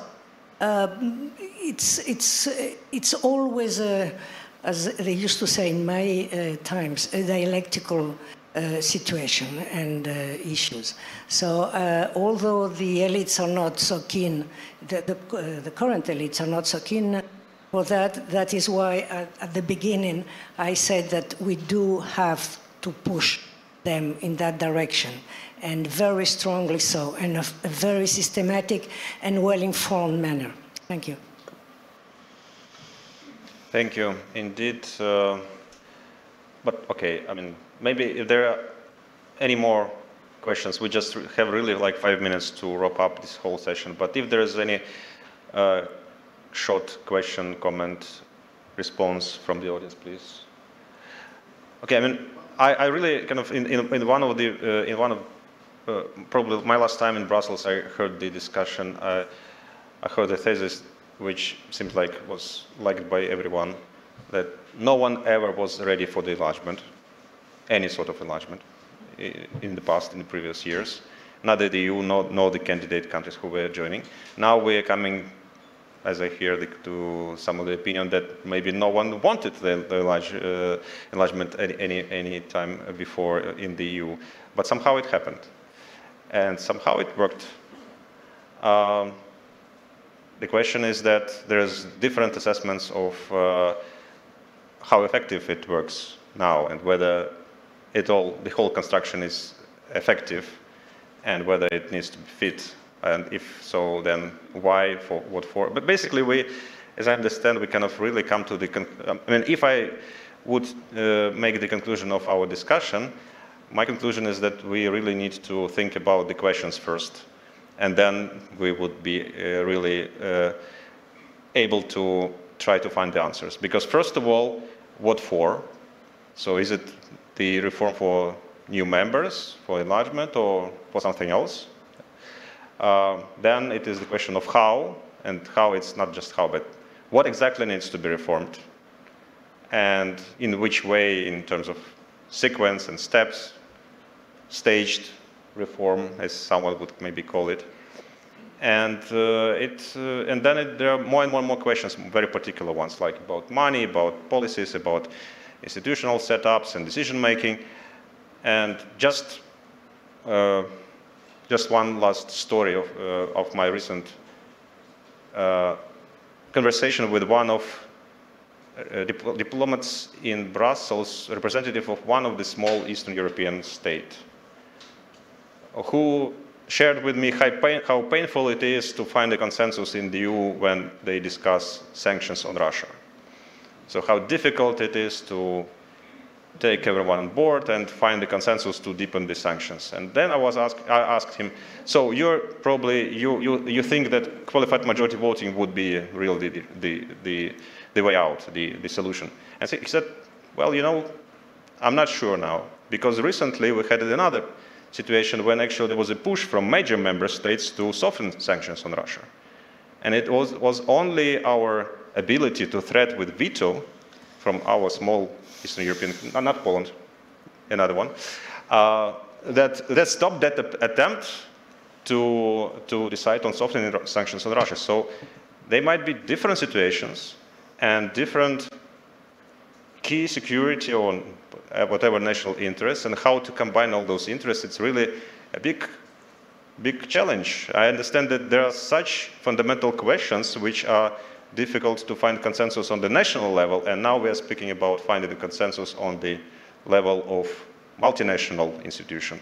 So that's why it's a huge task, and there are a lot of conversations going on, and our conversation is really a unique one because we have here present member states and future member states, and it's, I think, was very fantastic exchange of opinions. I think we will continue over coffee break. Thank you.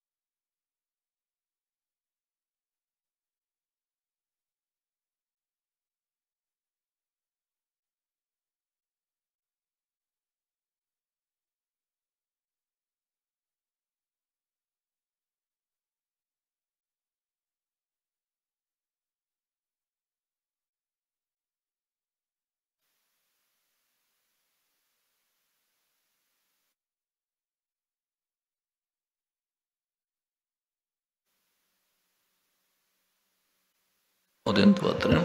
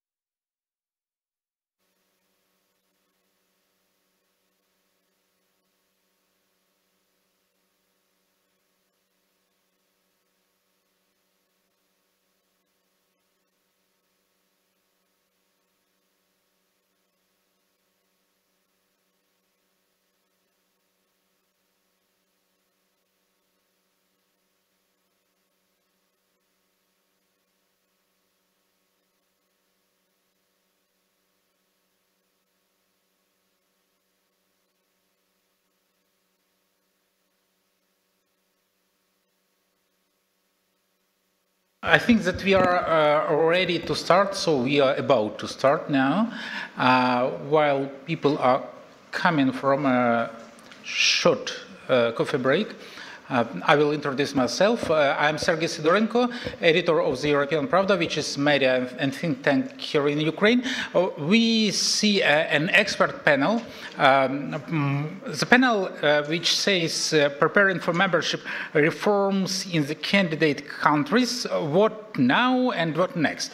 And I would say that it's not about only candidate countries, but also potential candidates, because some people are very well aware of Georgian context, or it's a wider, let's say, representation. And I very much hope that we will discuss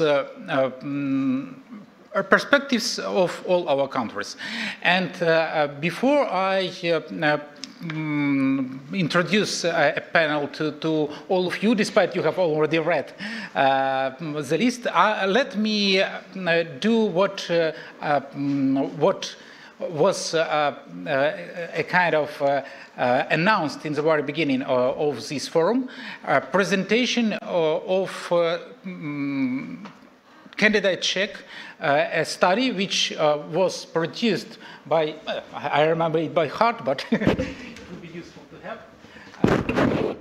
A study which is made jointly by a group of Ukrainian think tanks, and by the way, done pro bono. And pro bono ideas normally flies even better because people are united with joint will to create indicators for Ukrainian government to show where they are lagging behind and where Ukraine has success in implementing of those 7 candidate criteria. This is a candidate check number 5. Which means we already had 4 of them, and I would even say that this should be the last one, because I very much hope that this year we will open negotiations. And our group of experts, our expert panel, have decided that Ukraine is mostly ready, because our joint score is 891 of 10, which is quite high. It doesn't mean that we implemented 100%, but we are approaching towards it. It also means that we have some outstanding issues which have to be dealt with by Ukrainian authorities. And according to this study, it is by and large only one issue which definitely have to be dealt with. It's about anti-money laundering criteria, and only one element which is really needed. It's an introduction or reintroduction of definition of politically exposed persons in Ukrainian legislation. Now we see that this issue is attracting attention of our foreign partners, and experts do agree that the Ukrainian parliament have to find a solution. On all other reforms, we either have got very positive results, like on some of them we have got 10 of 10 score, or we had a green light from expert community, even if not everything was achieved. So these results, everyone have read that. I don't think that I have to repeat, and I invite everyone to get acquainted with that on our website of New Europe Center and of course of European Pravda. This is an important but a short presentation that I hope we will also discuss, because 2 countries, namely Moldova and Georgia, have had similar lists with more than 7, 9 and 12 as far as 12 criteria, 12 for Georgia, 9 for Moldova. So let's discuss that. And in our panel, we have Olena Halushka, board member of the Anti-Corruption Action Center, who also participated in that study. We have Julian Groza, Executive Director of Institute for European Policies and Reforms from Moldova, who would present Julian is there, who would present his view of Moldova progress. Ivane Chihikwadze, I'm sorry for spelling, EU Integration Program Manager at Open Society Foundation of Georgia. We have online with us Georg Ziegler, who is advisor to the acting director of the Ukraine service in the European Commission. We have Nona Michelidze from Italy and Georgia at the same time, a senior fellow at Institute of International Affairs. We have Ton Jansen, academic fellow of Klindale Institute in the Netherlands. And we have, last but not least, a representative of, let's say, Western Balkans, Bojan Elik, Deputy Director of the Belgrade Center for Security Policy. Let's start with short reflection on both these candidate check and your vision. Was Ukraine, Moldova will get a decision to start negotiations? Whether Georgia will have a chance to do step higher to get a candidate status, and whether we will have some decisions on Balkans this year, by the end of this year. So let's go very shortly with short reflections on that by the list. Olena, floor is yours. Thank you very much. So indeed, EU candidate status with post-conditionalities with the reforms list was probably the most effective leverage and tool for reform advocacy which Ukraine could have had. And indeed, a lot of the reforms from the list wouldn't have taken place without this EU push. For example, like the appointment of the finalist for the specialized anti-corruption prosecutor office, reform of the High Council of Justice, CCU reform, and others.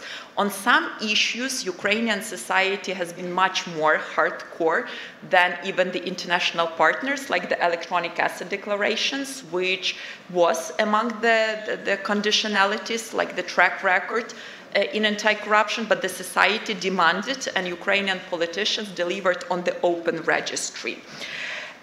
What I would say is that it is very important that civil society is, as those that have the first-hand experience who are on the ground, are more actively engaged in the shaping, defining those conditionalities, and then their monitoring. Something like candidate check, I think that it was indeed a very useful tool and instrument, not only to keep Ukrainian authorities mobilized to continue deliver, but also keep wider international partners informed about the dynamics.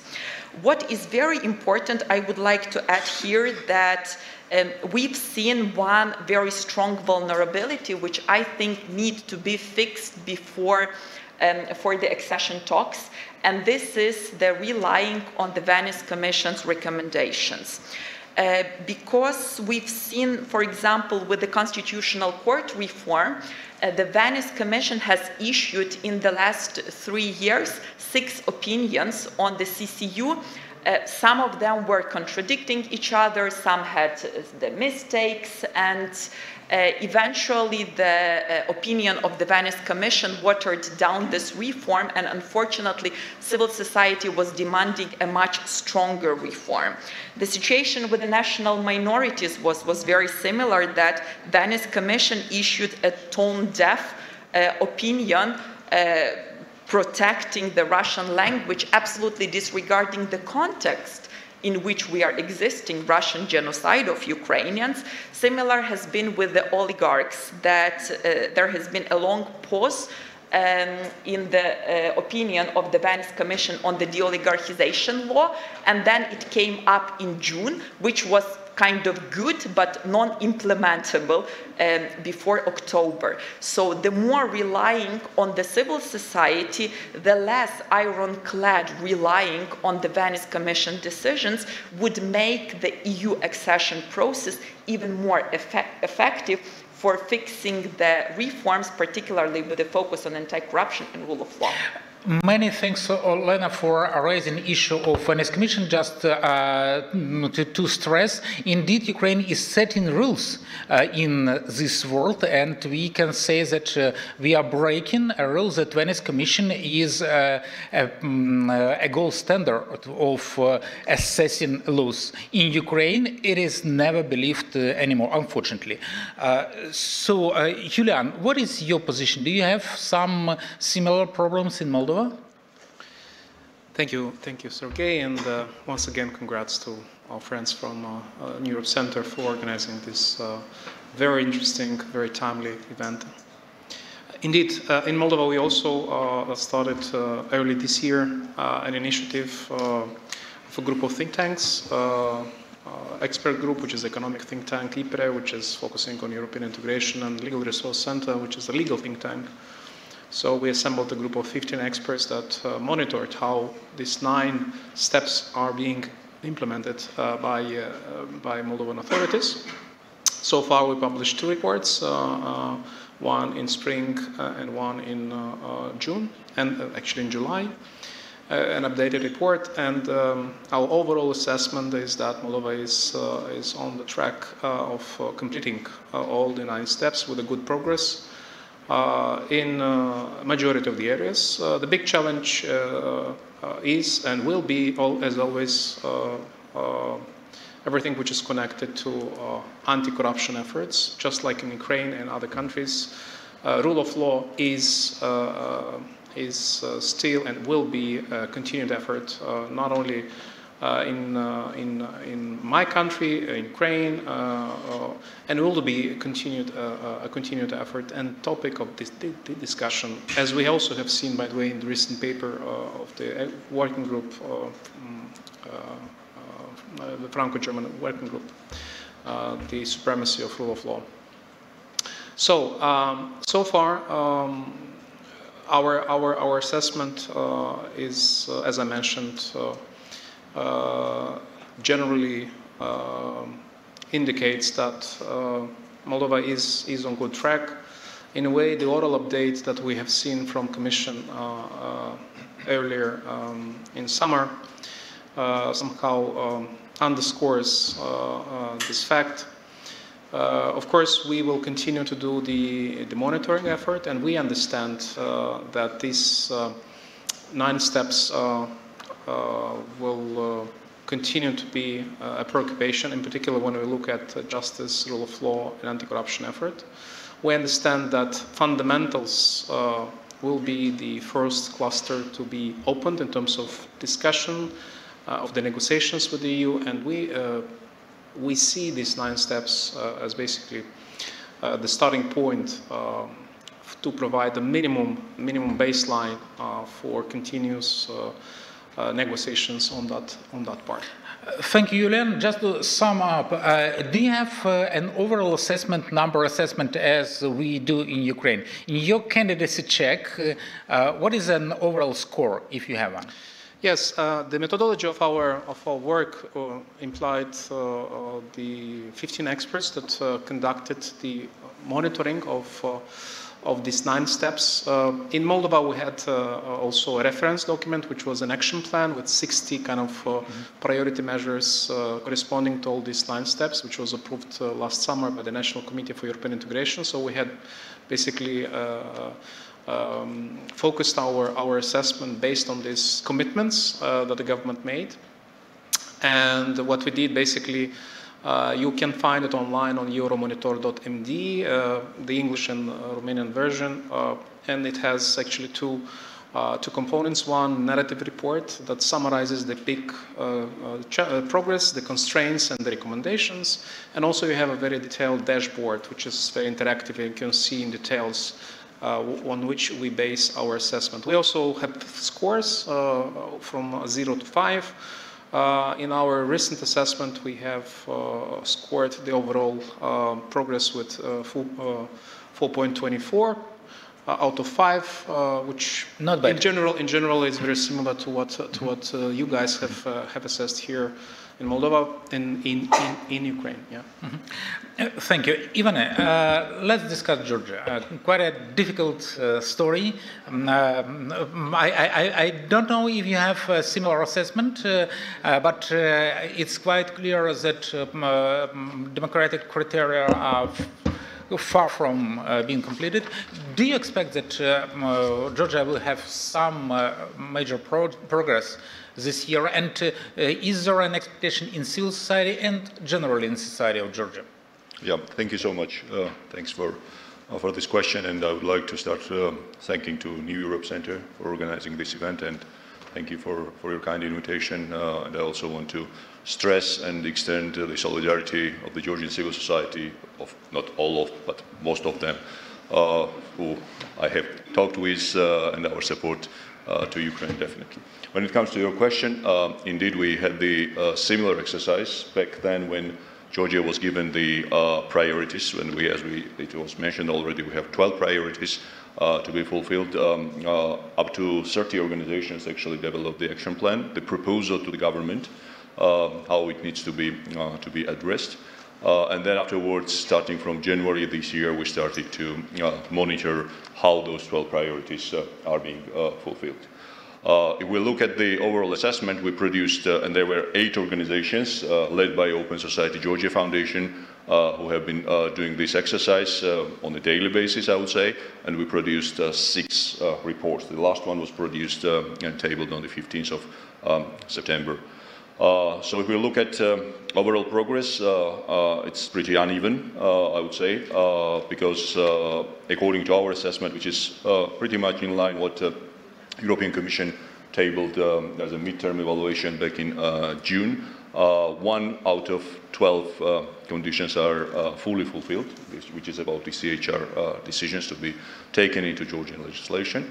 2 priorities, which is about gender and appointment of ombudsman, are also partially fulfilled. Basically, we are using the 4 kind of grades, putting like overall assessment. And big part of them, meaning like 9 priorities, are either not fulfilled. For example, it's a de-oligarchization and depolarization, or are partially fulfilled. So where there is very limited progress in that field. I have to also to stress that I was pretty much impressed the assessment and kind of encouragement of the minister during our previous panel when she was actually praising the work of the civil society organizations, saying that you keep them accountable. But back in Georgia, we were every time labeled as a state agents and the state traitors for monitoring these 12 priorities. That was the kind of every time exercise of the Georgian authorities. So that's where we are standing now. So again, I will elaborate more on that when it comes to the expectations, but we also know that the decision does not have just one dimension, the technical one, but it also has a political one. But I'll come back to that later on. Thank you. Thank you very much. Georg Ziegler, it's high time to summarize Brussels' view on that. I understand that you cannot make political judgments, and as far as I understand, you are focused on Ukraine, not on all countries of the region, but definitely you can reflect on what you see as possible outcome and where our expectations are maybe higher or lower than ones in Brussels. No, thank you very much for the invitation to this conference. I'm very honored, and I wanted to tell you in the program, in the first versions, there was still mentioning of the support group for Ukraine, which has been existing since 2014. It's very known in Ukraine. This body, this task force ceased to exist on 31st of January, and since 1st of February, we are the Ukraine service in the European Commission. We were like 35, now we are already 65. So just to also to spread this news a little bit, the Ukraine service in the Commission is now like a SGUA XXL. So we are twice as big because we try to combine reconstruction with pre-accession. So we want to embed the pre-accession process in the reconstruction process. So to have both of them together, and I think that makes a lot of sense. This is what Deputy Prime Minister mentioned, the full synchronization of both processes. Now, coming back to your question, of course, we have seen, and this was stressed already in the first panel this morning, this new dynamism, this sense of urgency, which is now in the enlargement process, this revitalization, and it is truly stressed that this is does not mean that we are giving up on the merit-based approach. The merit-based approach is one thing, and we need to defend it. That's what President von der Leyen said in her speech last week, while at the same time we want to be much quicker. When Deputy Prime Minister Stefanishyna came shortly after the application for membership, she said, we don't want shortcuts, but if we are quick, please you be quick. And I think this is a little bit how this process is now organized. You were very quick in Ukraine with the replies to the questionnaire. We were very quick producing the opinion. And now, of course, as the process goes on, we try to be in this positive ping pong. And we are actually in almost daily contact with the Ukrainian experts and also at the highest level, from the president to deputy prime minister, with our commissioner, with our director general, and at that expert level. And of course, you're right, I will not disclose now our analysis of exactly how we see the 7 steps. That's why we are publishing a big report on this in a few weeks. So there will be the details, but it's true that tremendous efforts have been done. We are now still fine-tuning certain things, and we always said very clearly from the top level, if we consider the 7 steps fulfilled, we will recommend opening. And then something else starts, a process which Deputy Prime Minister Stefanishyna today clearly said. Then it goes to the Council, and the issue is then to convince all 27 member states that yes, there is now time to open accession negotiations. And I think that this is also from our past. The more objective we are as European Commission, in a way, the stricter we are, the higher are then the chances that we are convincing that our recommendation will be received seriously and will then also lead to the final result, which is then opening of the accession negotiations as such. So I think this is how we see it. You can see the 7 steps are really mainly focusing on rule of law.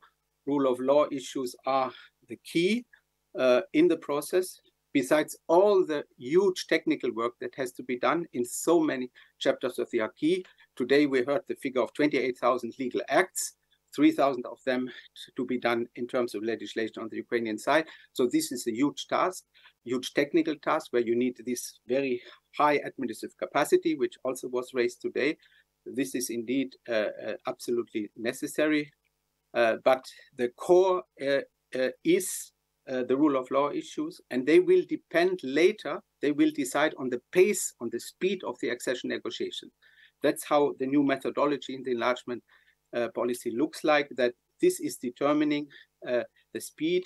We start with opening the rule of law chapters. These are the first to be opened and the last to be closed, because they are so essential for the credibility of the EU and for the preparedness of the candidate countries. Maybe I leave it at this, and we may further deepen it later on. Thank you. Many thanks, Georg. That's really valuable to hear again. That rule of law chapters are really the key, and sometimes it creates challenge for all our countries, not only for Georgia that is making progress now, but even for those countries that have shown good result in implementing their criteria. And let me change list a bit. I think it's better to listen to Balkans experience now before we switch to representatives of the EU member state societies.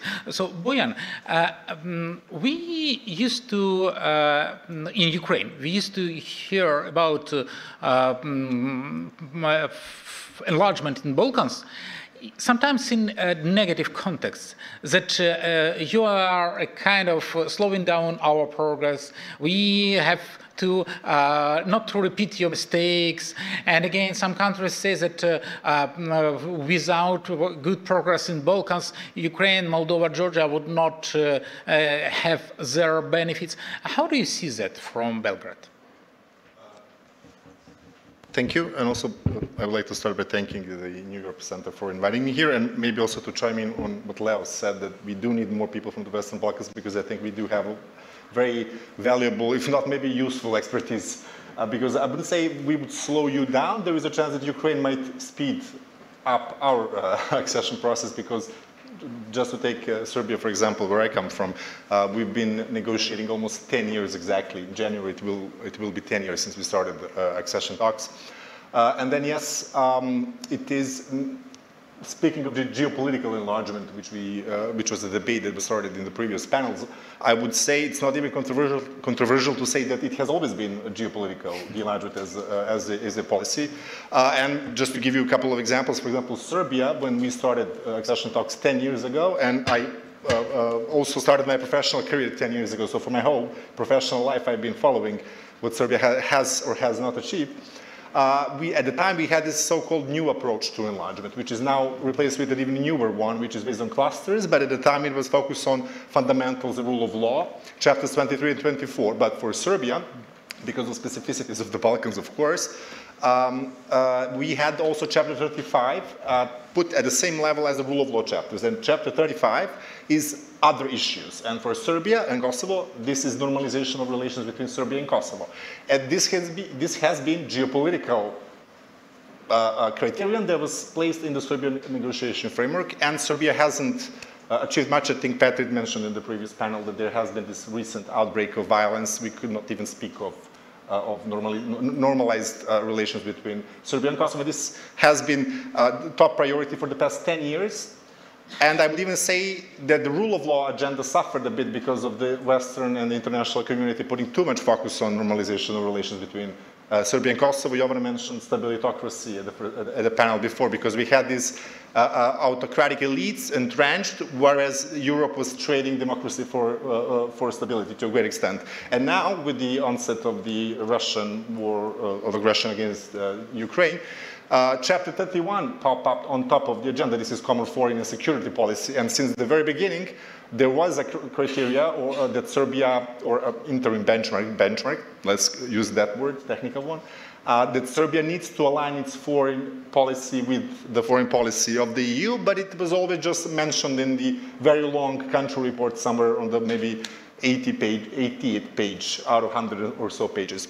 But now with this, with the war, it became a top priority. So whatever European official came to Belgrade, there were always two messages. You need to introduce sanctions to Russia, which this is basically the part of non-aligned foreign policy that Serbia refuses to introduce, and you need to continue normalization of relations with Kosovo. And I'm sorry to say that, but it appears that Serbia still refuses to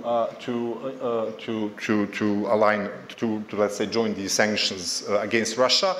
And I think you mentioned it at the beginning, can we expect something in December? Unfortunately, yes. I have to say that, because speaking to some of the foreign officials coming from the EU, there is a chance that Serbia might open a cluster that technically has been ready to open, which is the competition cluster. Technical criteria have been met. Because, again, because of the geopolitical reasons, the EU needs to show that the enlargement is alive. And nobody else in the region, apart maybe from Albania, can get something in that summit. So Serbia could get a cluster open, despite backsliding on the most pressing issue in Europe today. So maybe. Why is that unfortunate? Unfortunate because we already had that experience with 2 years ago. Unfortunate for the people of Serbia, I'm going to say, and the pro-European forces within Serbia, which are increasingly less and less. So I would say, if you follow, for example, public opinion polls, for the first time ever, 2-3 years ago, there have been less than 50% of support for the EU, and it dropped even further low with the onset of the war.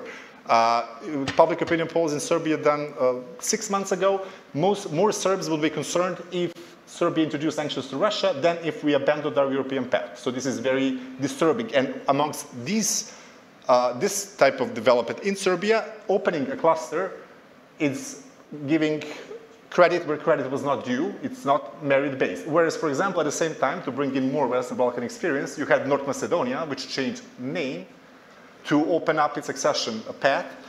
only to be blocked by France first, and now with Bulgaria. And I think it was mentioned at the previous panel, there will be these bilateral issues that get in your way. And Bulgaria is now demanding, and it's now in the negotiation framework for North Macedonia, to resolve this very bilateral issue that has nothing to do with the EU acquis or anything else. Thank you very much. So quite odd picture we see in our countries. No clear mechanism which is applicable to everyone. We have problematic countries that used to negotiate for a long time. We have countries that are going to have good progress now. We have Georgia, which is stagnating to some degree. What is the EU position? Is the EU ready to have green light only for Ukraine? Do you see that European societies are, I mean not only Ukraine and Moldova as a pair, because we are perceived in a connection. How do you see all this process from European perspective? That is a question for both our European panelists. And Nona, let's start from you with your Georgian view and Italian at the same time. Yeah. First of all, I wanted to thank New Europe Center for organizing this conference, for inviting. Every person starts from there. It's a tradition. And second, let me thank the Ukrainian people because as they are fighting not only for their freedom and security, but for our freedom and security. Now, when we talk about the particular cases such as Georgia, we know that Ukraine and Moldova received the candidate status last year, and Georgia received the European perspective, which raised concern not only about Georgia's democracy credentials, but about the EU's policy towards Georgia and towards its narrative, towards the narrative the EU has created over years towards Georgia, portraying the country as a success story and as a front runner of Eastern Partnership program. No? So now the EU finds itself in a kind of awkward situation when it has to make a choice between geopolitics and democracy, and has now to deal with unintended consequences of the failure of its democracy support in Georgia. And there are some points why the democracy support in Georgia has failed, because it is impossible that you describe the country as a front runner, and all of a sudden you note that Georgia has a pro-Russian government and Georgia has a problem with the judiciary system in a reality where US sanctions 3 Georgian judges, and now you expect Georgia to implement judiciary reform in 1 month that is remaining before the decision to recommend or not to recommend the status, granting of the status to Georgia. So there has been some unintended consequences because of 3 main failures. I think one failure is to find the right balance between promoting state resilience and society resilience. The EU, by supporting sectoral reform in Georgia at the top level, rather than the bottom-up way, ended up to strengthen state resilience against society resilience. And now we have a state which is demonizing not only the oppositional parties and oppositional groups, but as one said, it is demonizing also the civil society. Which brings me to the second point. It is the absence of political conditionality. In the official discourse, EU has always pledged that Brussels will build its partnership with the foreign countries based on values. Yet, in reality, it never applied political conditionality as it was implied in the official discourse. Now, Brussels for years abstained itself to criticize the Georgian government, or at best, the criticism has remained mild and weak. And even now, if you check the Twitter of the EU delegation in Tbilisi, you will see no tweet in support of civil society organizations in Georgia. Third point, and this resonates what we heard in the previous panel. Ivana said, if I'm not mistaken, that somehow EU, by supporting authoritarianism and autocrats in Balkans, thought that it would bring about the stability in Balkans. The same happened also in Georgia. I think that by giving a priority to stabilization rather than to the promotion of democracy, we ended up in a reality where now we, as a Brussels, as a Europe, are in front of this choice that if we don't grant Georgia with the status, then some would argue that Russia will profit out of it because it will further strengthen its foothold in Georgia.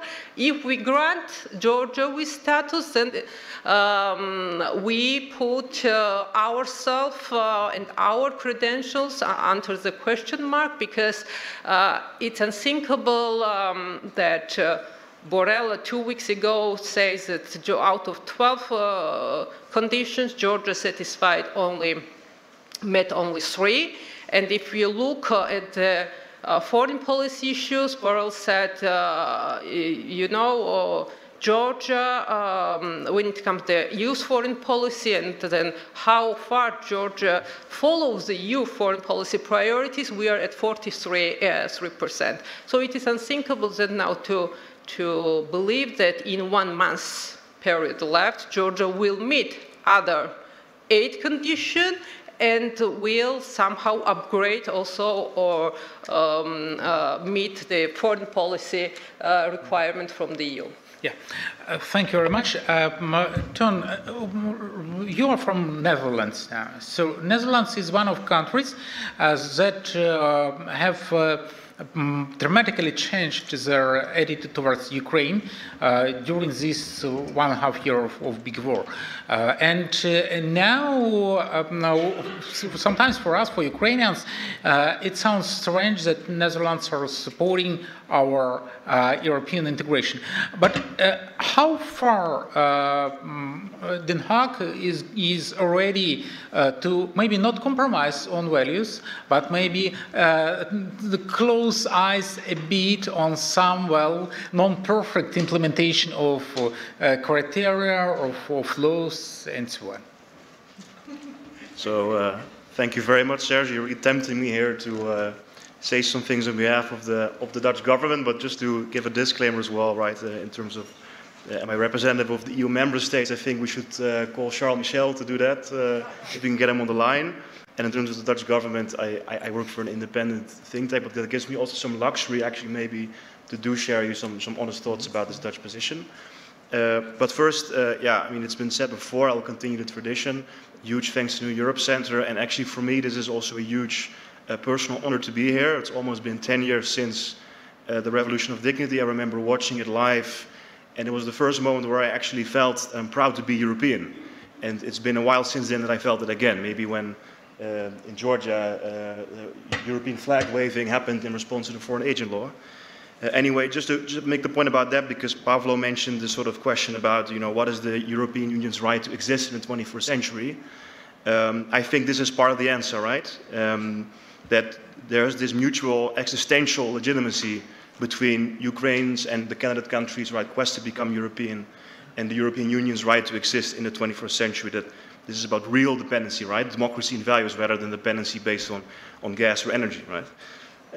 Anyway, so some points about, I want to make some points about the capacity building, how the candidate countries can make this sort of link between internal reform and their communication with the EU, and then maybe for dessert, if I have time still to go a bit about the Dutch position. So we'll keep dessert for last, and it's also tactical because then I can maybe skip it at the end of the point. So maybe first, not to Westplain, right, what needs to happen in terms of reforms, but just sharing my own experiences with some accession trainings that we did for both Moldova and Ukraine. And I want to share the experience with the training for Ukraine civil servants and diplomats, because you can sense they have a war mentality, right? They have a war mentality. They also apply to their accession pathway. This first day that we had this training, the dam broke down. It exploded. Still, nonetheless, the civil servants, diplomats, they all logged in at the right time, right? They were very committed.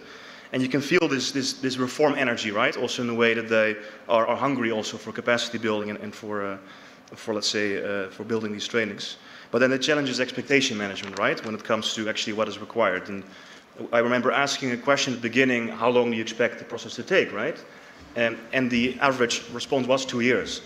And I heard today as well, Minister Stefanishyna, she mentioned, right, that this means, and she also said this at GLOBSEC earlier in the year, 2 years for domestic reform, right? Not 2 years for the EU to be prepared, but 2 years for domestic reform. But I want to make a point that this is kind of playing 5D chess, right? You're playing in tandem, not just the internal reform, which I think Ukraine is very ready and very able to do in 2 years, but you're also, right, we talked about this before, EU reform. Then there's EU's public opinion, and how do you convince the publics? There is the bilateral member state issues, right, the political points.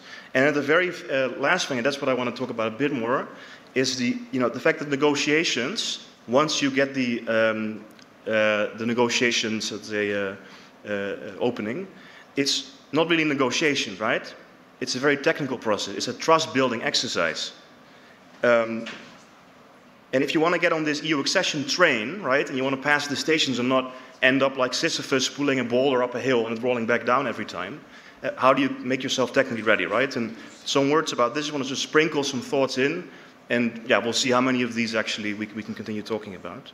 But first, the difference between the political and the technical negotiations, right? The engagements with at COELA, at the council level, will be very different. The language, the culture of the institution compared to the Commission working groups, right? On the technical, let's say, line ministry level. And then there's the fact of cultural alignment. So there was a good study made by Smolinski, actually, that sort of tried to see the negotiation culture of the acceding countries, right? How that matches with those of the European Commission. So how can you get cultural alignment in terms of the negotiation style, and what effect that has on your negotiation successes, right? And it's very clear the more aligned you are on this culture, the more successful you also are. And that goes back to this point about, the reform energy versus the language that is required to speak. Finally, some very practical things as well, right? The readiness for the technical negotiations also requires that the staff members who are engaging in these negotiations, that they have sufficient pay, right? That you have continuity of expertise and continuity of engagement.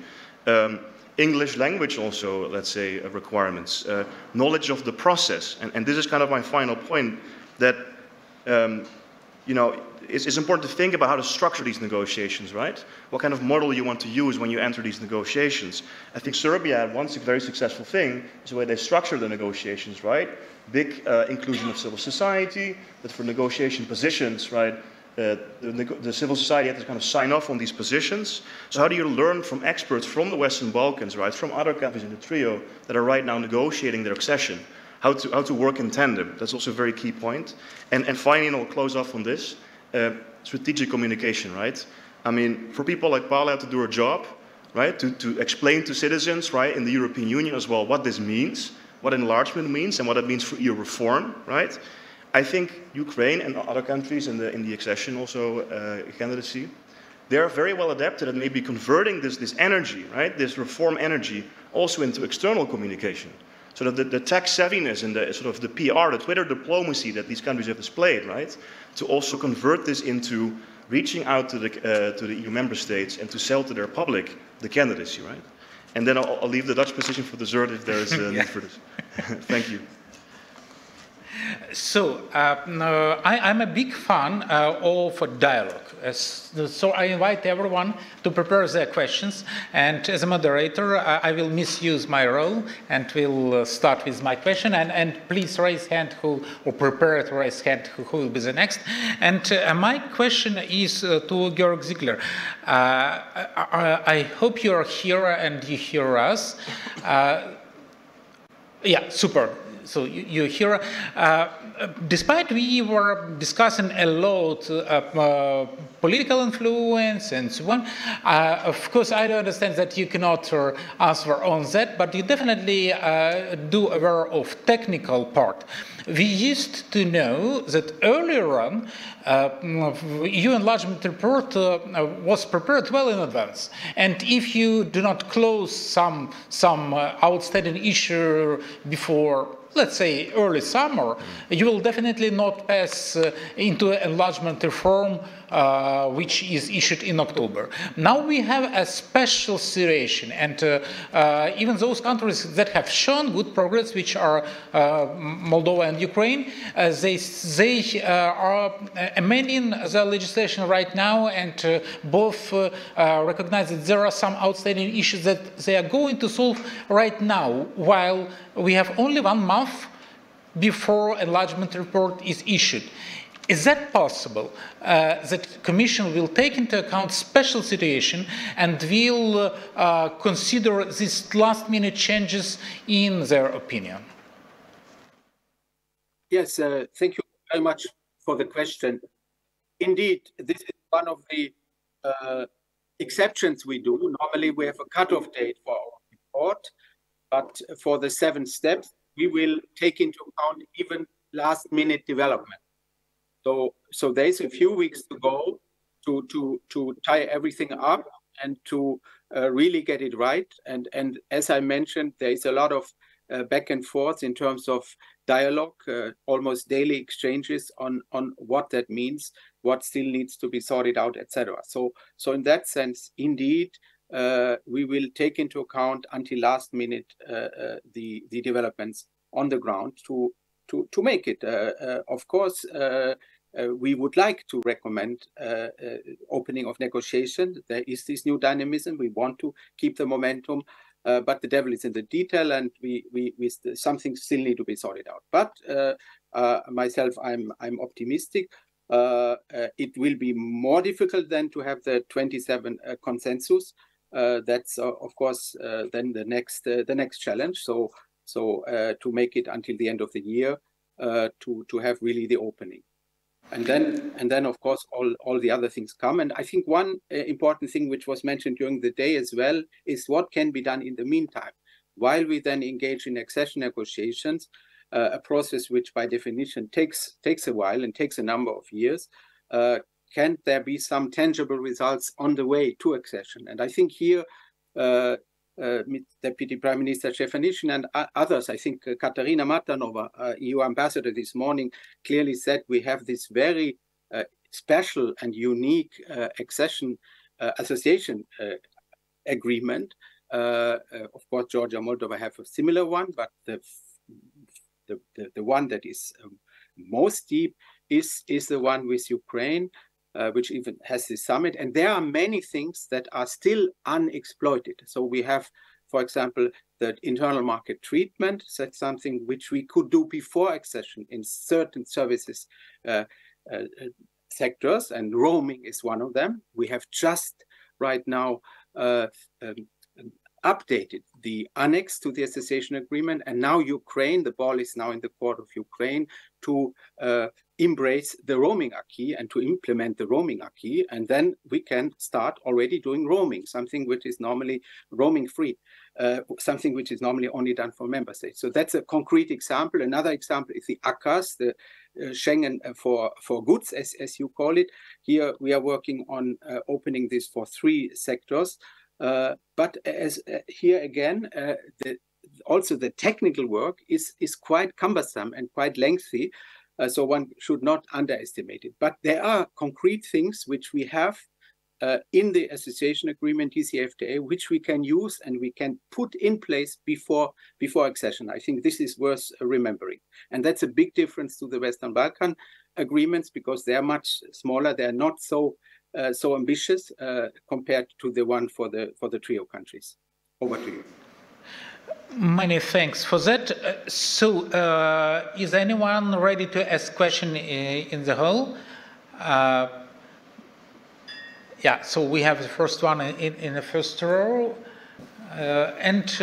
While Mike is preparing, I am just recalling some key topics. So, all countries are different. We have had geopolitical influence on negotiations in almost every country, and very surprisingly, before that, we already had negative examples of political influence or geopolitical decisions on the process. In Ukraine, we have a positive. So let's discuss later that as well, but now let's go to the whole. Hi, Petr Selimi again. We had a BLED conference some weeks or months ago in which Michel said that 2030 is a date in which realistically we can expect enlargement round to somehow start or complete, or which subsequently even became a sort of BLED pledge by Minister Fajon of Slovenia, upgrading it into some sort of not formal, but symbolic pledge. So my question is really very simple. Just I'm intrigued by this panel of enormous experts who have been working on this issue for years, and they know the pulse in Brussels. Do you think, and again, it can be a very short answer from each, 2030 is realistic pledge for your countries to join EU? Very good question, but I have to ask Georg, are you ready to reflect on that too, or you leave it for other participants while you're here on screen? No, I can briefly reply to the latest question. I mean, I remember myself when Chancellor Kohl, German Chancellor, went to the Polish Parliament and had a speech and said, "You will join in 2000." You know, it didn't work out. It was in the end 2004. It's not so far away from 2000, but still, we should keep in mind the ratification process as such takes 18 months and maybe a few months what could gain, but it's a lengthy thing. So even when you are done with the accession treaty, you still have to count this 1.5 years. So that's why, in my view, 2030 is a good goal. It's always good to have a goal, but we can never give this as a binding target. So let's have it as a target.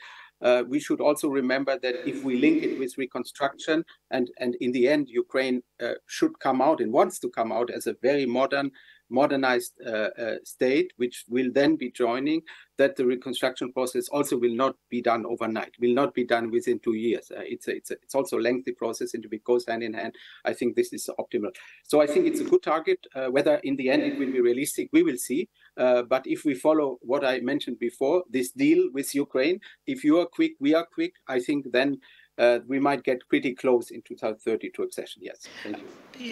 Thank you. So let's go through panel with the same questions, in the same order as it was in the first introduction. Olena, Ukraine, would we be the EU member in 2030? You know, when I'm discussing this topic very often with different experts, I'm hearing, you know, something like 2 years from very optimistic, mostly Ukrainians, to, I don't know, a few decades from very not optimistic, mostly Western Europeans. What I can tell is that we as the civil society in Ukraine will definitely use the leverage of the EU accession to make Ukrainian government do the reforms. But at a certain point, we realized that probably we would also need to do some advocacy in the EU. And here I remember very well the Visa Liberalization Action Plan, which was a very comprehensive, very good list of reforms, which was super helpful in 2014, 2015. But at a certain point, when Ukraine implemented everything, and the EU stuck in the discussion of the visa suspension mechanism, Ukrainian politicians, you know, started questioning the very painful reforms, and they just launched back then electronic asset declaration system, which is the most advanced reporting mechanism for income and assets of all of the public officials. So they kind of, starting to also put pressure that we've delivered everything, where is the Europeans' side delivery? So I'm sure that there's going to be a lot of, advocacy both on the Ukrainian government and on the European Union to make sure that both deliver on their commitment, because that's very important for sustainability. But the last point I would like to add here is that EU accession will take some time, that's true. But if we speak about the recovery, sustainable economic growth, return of the refugees, foreign investors coming to Ukraine, they won't come without sustainable security guarantees. So the EU accession should go together with NATO accession, and NATO accession should be much faster. Thank you, Elena. So we've heard a cautiously skeptical approach towards 2030 in Ukraine. Julian, what about Moldova? Moldova is setting a 2030 goal for itself for readiness, for internal readiness. Do you see this goal as achievable for the EU readiness as well? Well, first of all, I think if to compare the narratives and rhetoric that the EU had at the beginning of the mandate of this Commission, and the statements we hear from President von der Leyen and President Charles Michel, there is a huge difference. You remember, no enlargement until the end of the term of this Commission was the announcement at the beginning of this Commission. At the end of this Commission term, we hear that we have an ambitious goal for 2030 for the countries to be ready to join the European Union. I think that is also important to mention. Second, if you look at the previous enlargement processes, the negotiation processes that Croatia or the previous waves of enlargement had, then you would see that there was an average of 4 to 6 years of negotiations. So I think is it, 2030 a realistic time frame for negotiation to complete accession negotiation? Well, it depends. There are many factors. Most important is the merit-based approach. It is a technical process of negotiations, but it is, of course, a political and, if you want, geopolitical decision that the EU has to take. So for Moldova, I think 2030 is a realistic target. And I think it's very important for us to understand that we need targets, we need deadlines, we need milestones, and I think this is one of the lessons learned from the enlargement process so far when you look at the Western Balkan countries. So we need that deadline. So the short answer to your question is, I think it is realistic for majority of the accession countries to advance accession negotiations to the point that they're ready to sign the agreement and to go through the ratification process. Will it be by 2030, I mean the proper accession? We shall see. Thank you. Ivana, is there a place for a miracle in this world? Well, one thing what I have to say is that, I mean, it's never the issue to make the predictions when it comes to the future and the enlargements, because I remember 3 years ago, 4 years ago, we were sitting not in this room, but in this city and discussing about EU integration, and it was a kind of scene saying that these countries will join the EU. 3 years after, we are in the process talking about the accession negotiations to be open. So you never know what would happen. So it might happen, it might not. So it's not something which we can predict at this stage, because there are a lot of determinants which has an influence on that. But at the same time, frankly speaking, I don't really trust what comes out from and what was asked here and what was basically set as a deadline, because I remember that the non-paper back years ago when Jean-Claude Juncker's Commission published, it was saying that by 2025, at least 2 Western Balkan countries were supposed to join the EU. We are almost 1 year away from that, and it's not really possible to see 2 countries, even at least 1, joining the EU. Yeah, indeed. So not really, but again, we never know, because it's not something which we can predict. Bojan, regarding Balkan expertise, which countries of those in the Western Balkans are realistically can be among those that can become ready? And a more specific question on my side. Sorry, you are the only person from Balkans, so more attention to you. If Ukraine and Moldova would be ready before other Balkan countries, what would happen to you? Thank you. Well, I would say that 2030 is a plausible date, but most probably not for all. So I guess you could do it by 2030 for some of the countries. Most would not. Which? I would say Montenegro is the front runner that could probably do it first. It has the least obstacles. I'm thinking, and now I'm talking in terms of obstacles, not necessarily merit. So it should be Montenegro, Albania potentially as well, because it doesn't have any bilateral issues that's blocking. I would say then North Macedonia, Serbia, and Kosovo. I would put them pretty much in the same box, unless something dramatic changes and there is a huge tectonic shift in the way things are being done now, especially with Serbia and Kosovo, because we've been stuck for more than 2 decades. And then I don't think that Bosnia and Herzegovina has an honest chance. But also we forgot Turkey. Turkey is still in this mix of countries. Nobody even mentions it. It's been negotiating for almost 20 years now. So this also should be taken into account. And your second question, I guess it was about the... if Ukraine would be faster.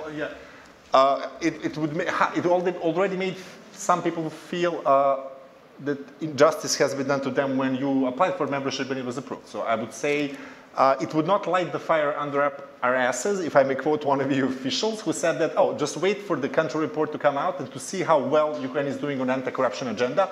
It will, I'm quoting, light fire under your government's asses. And I don't think it's going to happen, because we've been in this process for a while. There is already this fatigue among the population, and the citizens have become disenfranchised from the EU, unfortunately. I'm talking about Serbia. In other countries, it's not maybe the worst scenario. And also maybe to just reflect, into 2018, EU came out with this credible enlargement strategy where 2025 was mentioned as the first plausible date that if countries really put their efforts could potentially join. In 2018, it also looked plausible if you really put the efforts in, but we can now see that none will make it by this day. So a huge drop of realism in our dreams.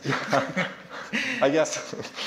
An overall perspective, how do you see among those countries from Western Balkans and those from Eastern Partnership, who are realistically those who can be mentioned among 23 potential members? I know less Balkan reality. I will comment more on 2030 as a deadline. While I don't disapprove setting deadlines, because I think it's also necessary in order to give push to the process, and maybe you will then postpone the deadline. I think it is not a realistic deadline, but I see no tragedy in it, because we all remember that before the Russian aggression against Ukraine, all Eastern Partnership countries have put enormous fatigue and insistence during the Eastern Partnership Forum in order to make Brussels to put in the joint statement that these countries had European perspective. Brussels was reluctant to give European perspective to these countries, and then because the war happened, Brussels decided to give the status. And I think that also this diffused opinion that if we don't witness kind of the fast-track enlargement process, this brings about the delusion in this country. It's not really true, because the people know how much fatigue it is to go through the process. So I think they will be okay if they will not be part, at least Georgia. I don't know, Ukraine, for example, for sure for them the reality is different, but for Georgia, for sure 2030 is kind of unrealistic deadline, especially if we think that the next year the Georgian dream can win the elections and be re-elected in the country. John, I'm not sure if it is a time when you are prepared also to answer my first question, but it's up to you. Maybe, I mean, first of all, right, we have elections in the Netherlands in November. Whoever wins, I think we can be pretty sure that we will stay part of the European Union at least until 2030, right? That's one. But to give you a very non-typically Dutch, very indirect answer to your question, so I think 3 points that already a lot of has been said, right? But just to add to this, I think one is the inclusion, like you already mentioned as well, participation of NGOs, but very, I mean, also particularly in terms of some best practices. Ms. Stefanishyna already referred to this, that sometimes the NGOs are tougher than Brussels, right? In Ukraine and other countries. And I want to just drop the example of Prozoro, sort of the public procurement, right, transparent public procurement digital platform. I've heard that now actually the civil service of Ukraine is also creating a platform called Pulse of Accession, where we can have insights, right, for every chapter, once we have the technical negotiations, insight into every part of the chapter, what the progress is, and it also enables journalists and other NGOs in the EU to make the case for the membership, right? So I think this is a very good best practice, this sort of open, transparent digital tracking. Two, getting in touch with interest groups in the EU, right? So let's say we are negotiating on driver's licenses standards, right? Best person to talk to will be the representative in the EU of the umbrella organization for drivers, the Federation for Drivers Associations, right? Sort of this learning to internalize the way that the EU works, and having this sort of multi-level governance also means getting in touch with interest groups in the EU. I think this would also accelerate the timeline. And lastly, thirdly, yeah, capacity building. And this relates to both trainings of the practice of the technical negotiations, but it also relates on rule of law, let's say, fundamentals, very much. I think if all these things also happen, these three things, and there's political will, and there's a positive outcome here in terms of the scenarios of the current conflict, then I think we can do 2030. But I'm by no means an expert. Yeah. Thank you. We had quite a good round on 2030. If there is another question in the room, yeah. Yeah, thank you. I have a question about the geopolitical dimension of the enlargement, in particular about Serbia. Because if we assume that there is a strong geopolitical logic, and you tell us that actually Serbia is increasingly pro-Russian, don't you think that it could eventually create an irreparable divorce between Europe and Serbia? And I suspect that other candidates would also fear another potentially pro-Russian member states within the Union. So how do you see this geopolitical dimension playing against the prospect of EU membership for Serbia? And a more general question, still related to geopolitical dimension. Many of you, and I think it was interesting, said that in a way the EU has to be stricter when the criteria are not respected. It's not helping civil society and pro-European parties to be permissive and to be soft with those who do not respect European values and objectives. But on the other hand, when the European Union representatives are willing to do that, the response is, be afraid of geopolitical consequences. If you do that, if you push the deadline further away, perhaps we will talk with the Russians, perhaps we will talk with the Chinese, and so on and so forth. So how do we balance this objective of being strict in terms of supporting the genuine objective of accession and being honest also with civil society who is also promoting those values, and on the other hand this informal blackmail that is often presented, that actually if you do not provide a credible prospect, some countries may be happy to look somewhere else. Thank you. Thank you. Second question is, I guess, for everyone, or yeah. So let's start from Balkans. Thank you.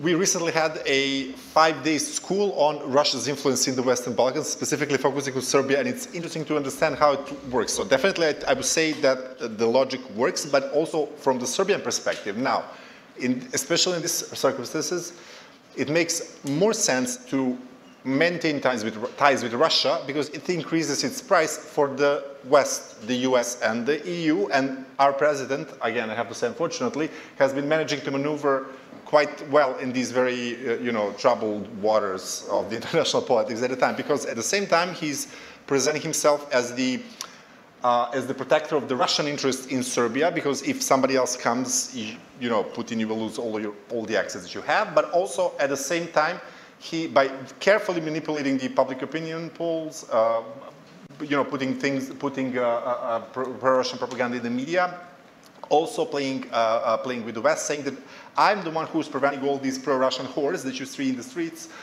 coming and taking over the power, which kind of leaves him very comfortable, or now less comfortable, but still very firmly seated in his place. So, but it also connects a bit with the second question, that whether if you push too hard, somebody might look somewhere else. And this was a genuine fear from many European diplomats that I've had the chance to talk to, where the first question they would ask is, if we push Serbia too hard away from Russia, will we push it too hard maybe, so it will opt for something else? And then we had to reassure them that there is nowhere else for Serbia to turn to, because it's whatever the Europeans call us, the soft underbelly or the inner backyard, courtyard, but it's there.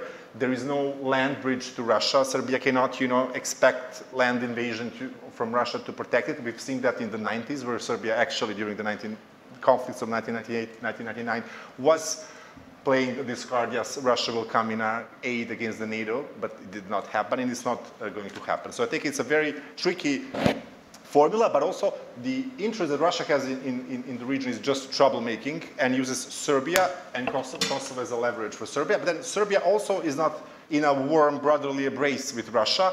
It uses it strategically for Kosovo purposes as well. And the main promoter of Russian influence in Serbia is the Serbian government. We have Sputnik there, we have Russia Today. They need to put up a little bit of makeup when they push Russian propaganda, but we have state-sponsored media where there is completely and not even trying to hide Russian propaganda there, and that's the work of the Serbian government, unfortunately. Yeah, thank you. Among other participants who would like to address an issue of it's not about Balkans, I guess. It's more in general. So then maybe this is a good connection also to finally answer your question about the Dutch rule of law position. So the quote is, they always repeat this, right, as well, with strict, fair and engaged. And it used to be just strict and fair, and now it's strict, fair and engaged, right? And I think the key thing here, this addition, is that, and this is just to clarify also the positioning, right, and what the added value is. So yes, the Netherlands organizes through its embassies a sort of a separate screening in a way of the reforms being made in the candidate countries. But this is in no means, let's say, detached from the regular process that the Commission organizes to check the progress in the candidate states. But what is different is that we have, let's say, in the embassies we have a dedicated staff, senior staff, that specifically focuses on rule of law aspects.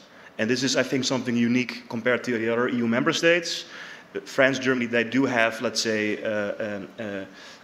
political officers, but not dedicated rule of law experts. So this is the key difference, and that allows for an own information position. It allows for local experts who have ties with the local civil servants to have a better understanding and better leverage, also in the Dutch government rather than the ministry. And that also allows it to be more merit-based because of the technical expertise that is woven into the assessment process.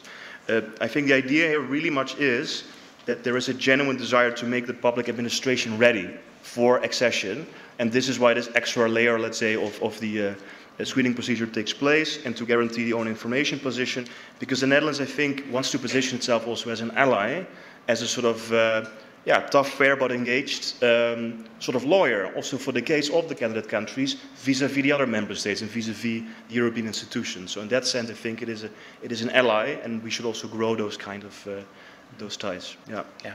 Thank you, Olena. So in case of Ukraine, it is pretty easy because there is a very big demand in the Ukrainian society for the reforms. And since the Revolution of Dignity, Ukrainians have been naming Russian war and corruption as top threats to our national security.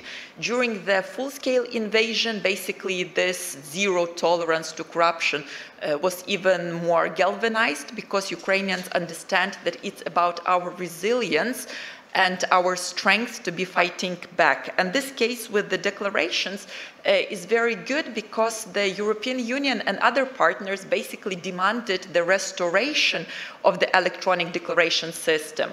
And the parliament passed this law with some vulnerabilities, but to restore. And over just 2 days, the petition to the president collected 83,000 votes, sending a very clear signal to Ukrainian president and the parliament what the society demands. So there is huge societal demand, and European Union and other partners have the instruments to channel this demand into the very concrete policy recommendations to be implemented via the accession process. Yeah, Nona? Yes, maybe on the question of Pierre regarding geopolitics vis-à-vis democracy, I think the problem is precisely in this to present geopolitics, EU geopolitics, as something that runs against democracy, because EU has always been normative power. And it has been credible on the international arena, playing that kind of role of being normative power, because the war in Ukraine demonstrated us that without the US, the EU has not credibility when it comes about the security. So despite all the talks about the EU's strategic autonomy, because there is no strategic autonomy if you don't have autonomy in the security field. Now you said, what if you disregard geopolitics when refusing granting the status to some countries, and then some countries may look on another side? Well, in Georgian case, Georgia is already doing this. I mean, Georgia has a pro-Russian government since there is an informal governor who made his wealth in Russia. And he's accountable only towards Russia and the Kremlin. Georgia is developing its relations with China. They started to develop this relations some years ago, and what if really Brussels thinks that now out of geopolitical reasoning we should give the status to Georgia, it will end up in a reality when Georgia remains pro-Russian, Georgia will continue to develop relations with China, and Georgian dream will be granting with a status to give a push to pre-electoral campaign in order to win the election next year. Thank you, Nona. So we already have the next guest, so it's high time to sum up our panel. But before that, I will ask her a difficult question. Not sure if everyone would be ready to elaborate, but anyway, I would limit you just to 1 minute, or let's say 30 seconds to 1 minute for everyone. So the question of the panel is what next? But let's focus on that question, given that not only Ukraine have problems with rule of law, but corruption, with values, we have some controversy in the EU that are backsliding on this track. So what's next when Ukraine and some other countries are progressing, some EU countries are regressing? Does it harm? What can we expect? If someone can sum up it shortly. Bayan? I can start with, again, focusing on the countries within the enlargement process. I think it's very important. I think, again, Jovana mentioned in the previous panel, democratization. Because with these new ideas about the stage accession, sectoral integration, it seems like we are now in the process of divorcing Europeanization from democratization, and I think it's very dangerous, especially for the Western Balkans that had suffered the biggest, I mean, and again, Serbia has suffered the biggest decline it's in free fall in pretty much any ranking of, free media, democratic quality, freedom of elections, etc. So I think it's very important to keep democratization on the EU agenda, and I think there is a danger that it might fall through the cracks of these new ideas that are popping up. Yeah, colleagues, does anyone have something to say? Yulian, yes. Just briefly, I think there is a clear lesson learned that without democracy, you cannot advance to the EU, but at the same time, without security as well. Mm-hmm. And there is a huge interlink here, because when we talk about Moldova, building up institutions, strengthening the resilience, addressing security threats that we face, is as important as preserving democratic and rule of law process. So that is, I think, the answer. Thank you. And I still hope that Georg is with us. And if you are here, please say a word, a message to Ukraine, which sees these difficult processes in the EU and see requests or demands from the EU to have progress on all this area. So what is your message? You are muted. Yeah. Can you hear me? Yeah, now I do. Yes. Yeah. No, I think you asked what's next. I think next is now really to get over the finishing line in the next few weeks for the Commission to be able to recommend opening. Then there will be this very intensive weeks before the European Council to find a consensus on opening of negotiations. Then the next step is negotiation framework and the first intergovernmental conference. I think I see it rather in these procedural terms, and I think if Ukraine, with the high degree of resilience and with this determination, which we have been noticing and which we appreciate a lot, then I'm optimistic that we can go quite into the accession negotiations and carry them solid, but still in a quicker way than we were so far with the Western Balkans. And I think, and that's maybe also a final word on the Western Balkans, I've been dealing with Western Balkan countries in the past, and while they were in the beginning a bit hesitant to see, they were afraid Ukraine goes like with a Ferrari and they will have to sit in the waiting room. I think now the mood has changed. That's at least my observation. They see that the Ukrainian application has led to a revitalization of the whole enlargement policy, so they also benefit from this new momentum. So in this sense, all the countries need to move forward. Thank you. Thank you very much, and thanks to all our participants for a really interesting exchange of views and discussion. Thank you.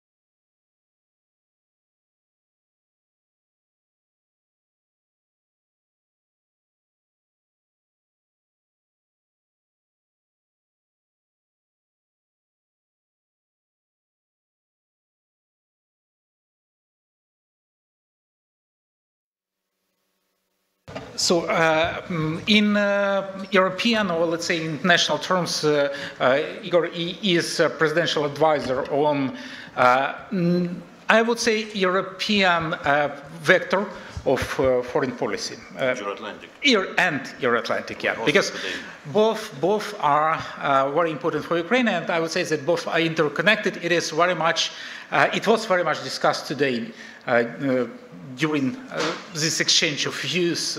So today we had quite a few discussions about future of Ukraine and Moldova in the EU, about challenges that Georgia is now facing, and while with really huge political challenges to get to our status in relations. And just now we were discussing 2030 goal for Ukraine and Moldova, for Georgia, and for Balkan countries. 2030 is a year which was named by Charles Michel quite recently in at Bled Forum. And now we see that the European Commission is even discussing possible ways to function with 36 members. So it means that they are discussing officially at General Affairs Council level how can they deal with that. Now it's not a theoretical issue, it's a practical issue. How does Ukraine see that? How does Ukraine prognose, how does Ukraine assess 2030 goal which was set publicly by Charles Michel? Thank you, Sergei. First of all, thank you, Alona, for invitation. And why I mentioned this Euro-Atlantic vector, because this is the Euro-Atlantic vector which prevented me to be here with you today in the morning during the first panel, because we hosted NATO Secretary General today in Kyiv, and he was meeting my president, and really we had a very good discussion as far as our Euro-Atlantic perspectives are concerned, but this is another story. We will not take the bread of Sergei as a Euro integrator, first of all, rather than the Euro-Atlanticist. Answering your question, how does Ukraine like it? We like this process more for this. We provoke this process. 2030?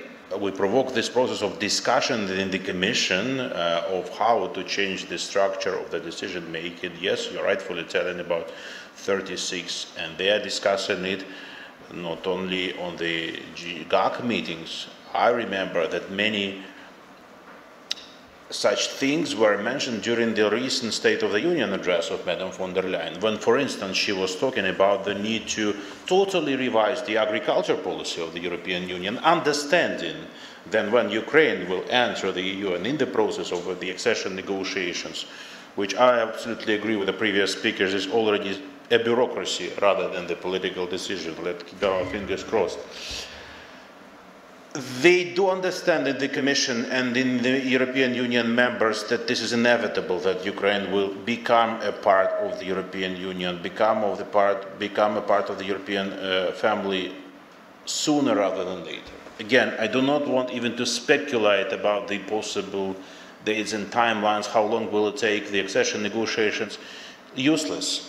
Because we will be negotiating in absolutely difficult geopolitical circumstances, which never before they had in the European Union. And we will be having quite a new experience and quite a new way towards the European Union, even comparing to our closest friends and neighbors, or the recent countries who became the members to the European Union.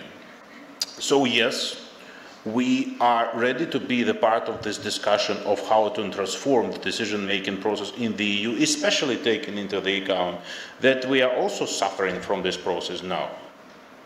I mean, we, as Ukraine, being the candidate country, being very close to beginning of, or to the decision on accession negotiations, again, probably here before me, there were much more experienced people talking to you about the progress in the 7 recommendation implementation. Madam Olha Stefanishyna, who is in charge of this process in Ukraine, we are really very close, and really this is the bureaucracy which needs to do its job, and we see that it does it in the right way. Despite that, bureaucracy is also the bureaucracy in the European Union, not less than it is in Ukraine or any other country. But we're thinking now about the perspective, right you are, and right you are that we will be watching this process of internal transformation in the EU. The most important thing, if these impossible transformations will start, will not they affect the pace and the tempo of Ukraine's entry in the EU? And here, many member states are warning my president when he meets them, telling, look, I mean, this is a trap where Ukraine can find itself, because if you start the process of reforming the institutions in the EU, there is a danger that the process of entering for new countries, including Ukraine, can be again postponed. And again, I'm talking not only about Ukraine, but the Balkan countries. Remember how they tried to make a clash between Ukraine and Balkan countries ahead of the candidate status for Ukraine. We removed this clash. We're now in very good connections with the Balkan countries.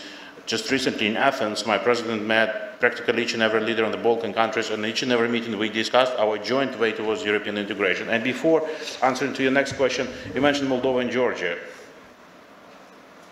They are lucky to have Ukraine. I will reiterate you, I know that you don't like this, but I will reiterate that Moldova has used the momentum. Good for them. I'm in favor. We are coordinating our policy of European integration. I'm in constant contact with my colleagues. Just today, I know you had the NSA representative, new National Security Advisor. I had a separate meeting with him yesterday. We discussed, among other things, our joint integration to the European Union. I will not comment now on Georgia, on obvious reasons. But in any case, Ukraine will be doing its own job.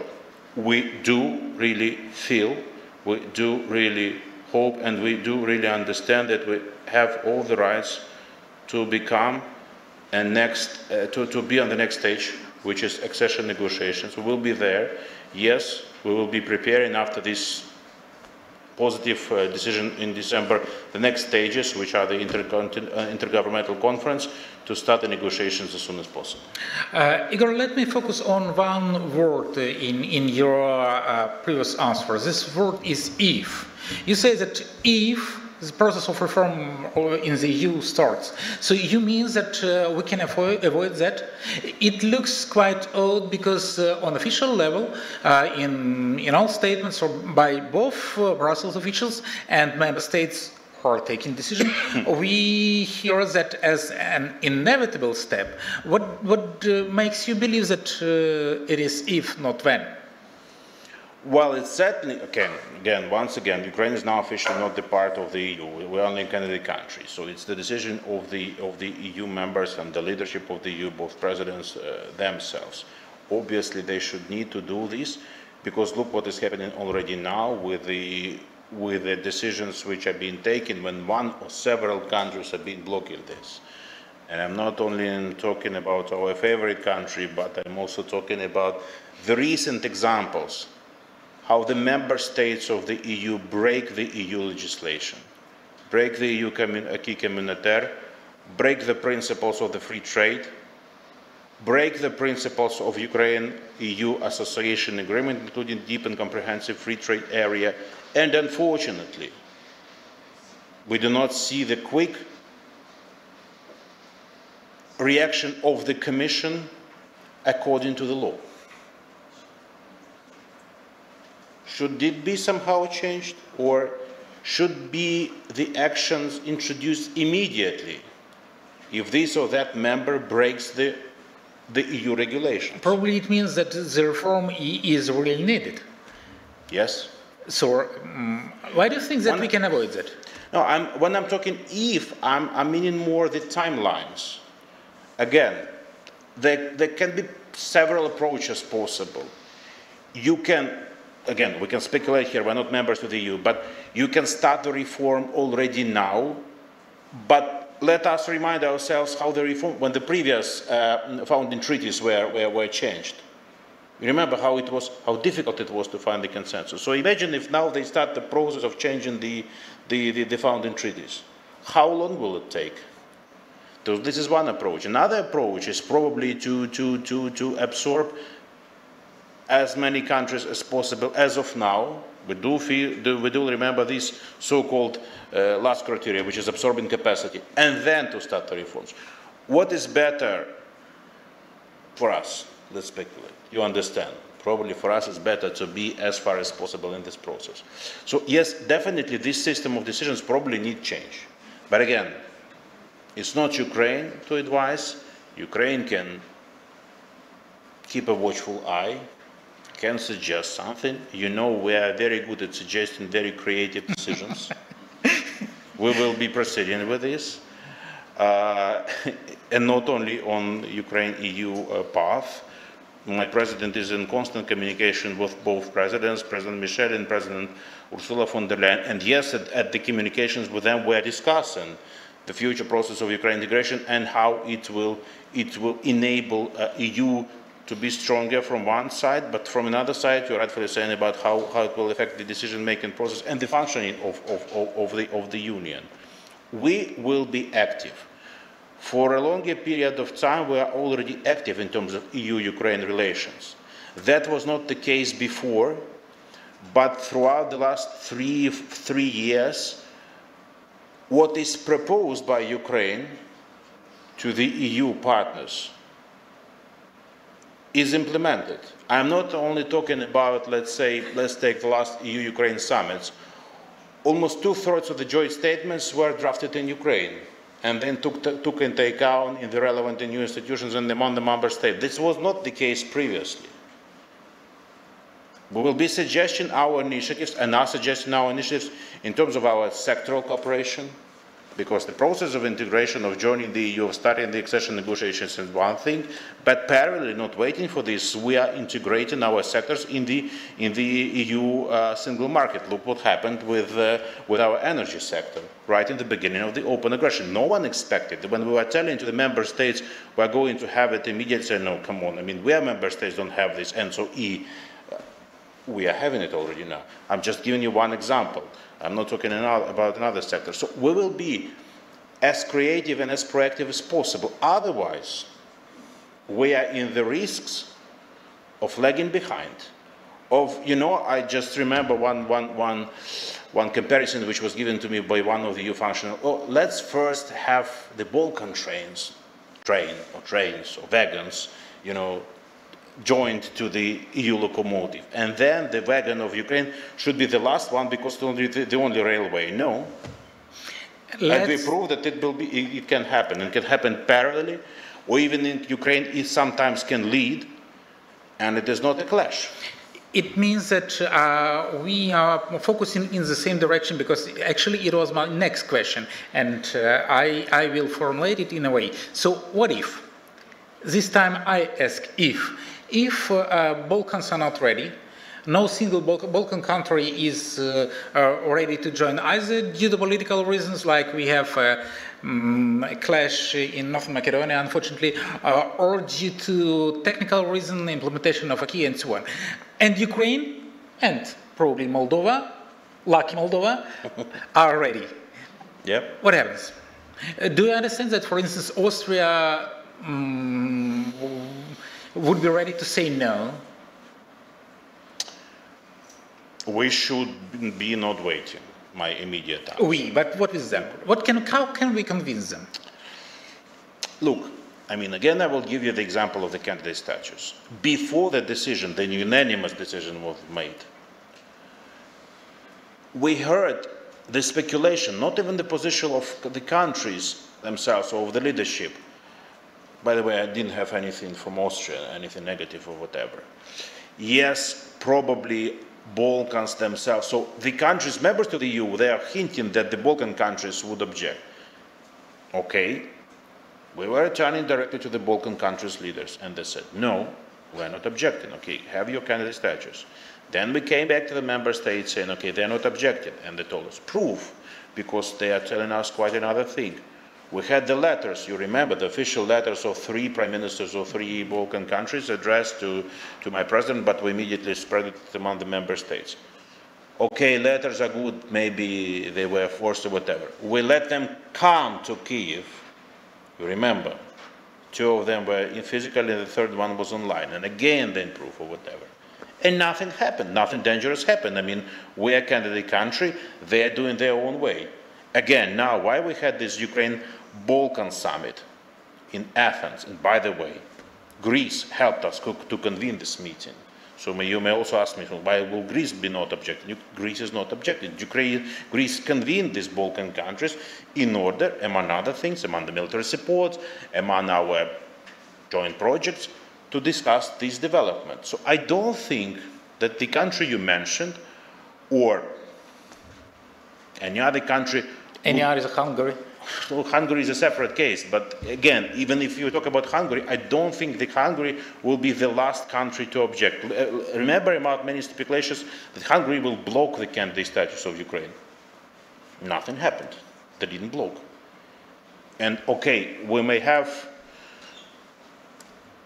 our very peculiar relations, bilateral relations with this country. By the way, a very good and constructive dialogue with the President of Hungary, who not only came twice here to Kyiv and talked to my president, but also suggesting herself as a channel of communication with this country on concrete issues. But we're only saying, you know that better than me, that this is our bilateral issues, and they should not influence neither our Atlantic integration nor European integration.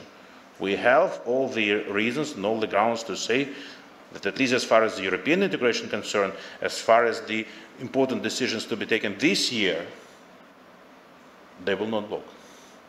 And in the very end, let me focus on the first, it was the second topic of the EU reform. We have already seen some proposals, this so-called joint German-French proposal. Of course, Ukraine is not an actor that is taking decisions. At least now, we are not yet the EU member. But as you correctly said, we can advise, we can share our opinion. What do you advise to your European colleagues? How do you see these ways to reform if, but I firmly believe when, this reform starts? We are making our advice, or small advice rather, modest advice, whatever, because, again, like rightfully said, we're not the members.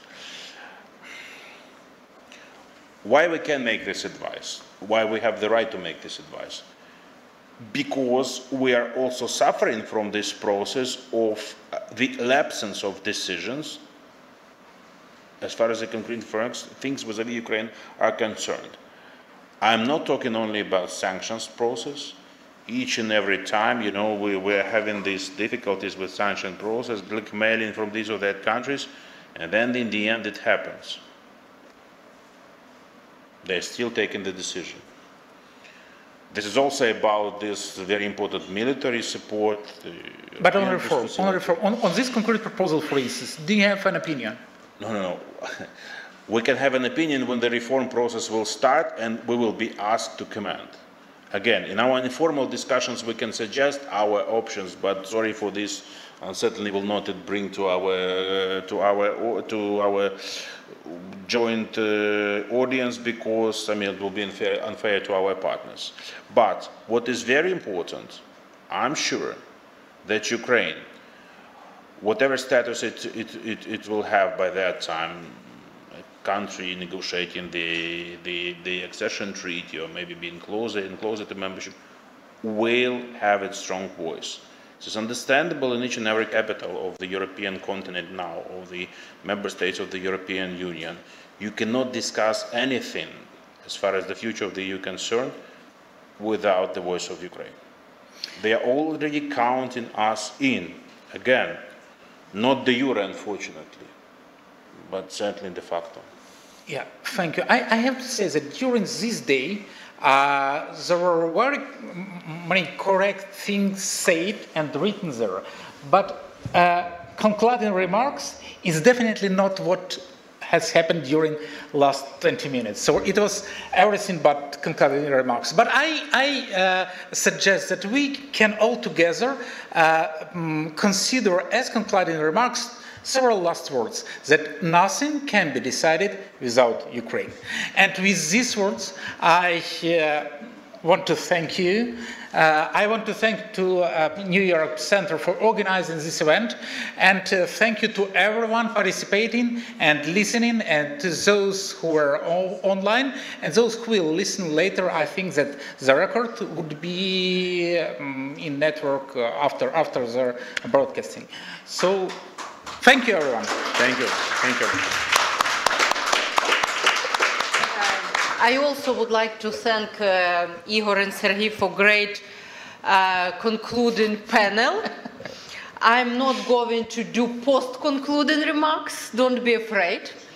But today it became even more obvious for me that candidate countries are very serious about enlargement process, about EU enlargement process. And even if there is lack of political will or at European political elites, on behalf of European political elites for next enlargement processes, candidate countries are ready to generate this political will, it's for sure. So thank you very much for everyone who came. For our European delegation, the program unfortunately continues with new meetings today and tomorrow. For Ukrainian participants, thank you very much, and special thanks to Ukrainian armed forces for allowing us to have this event today in Kiev. I think it was really productive. We challenged some of the most obvious challenges we will face on our European way, and thank you again. Good luck.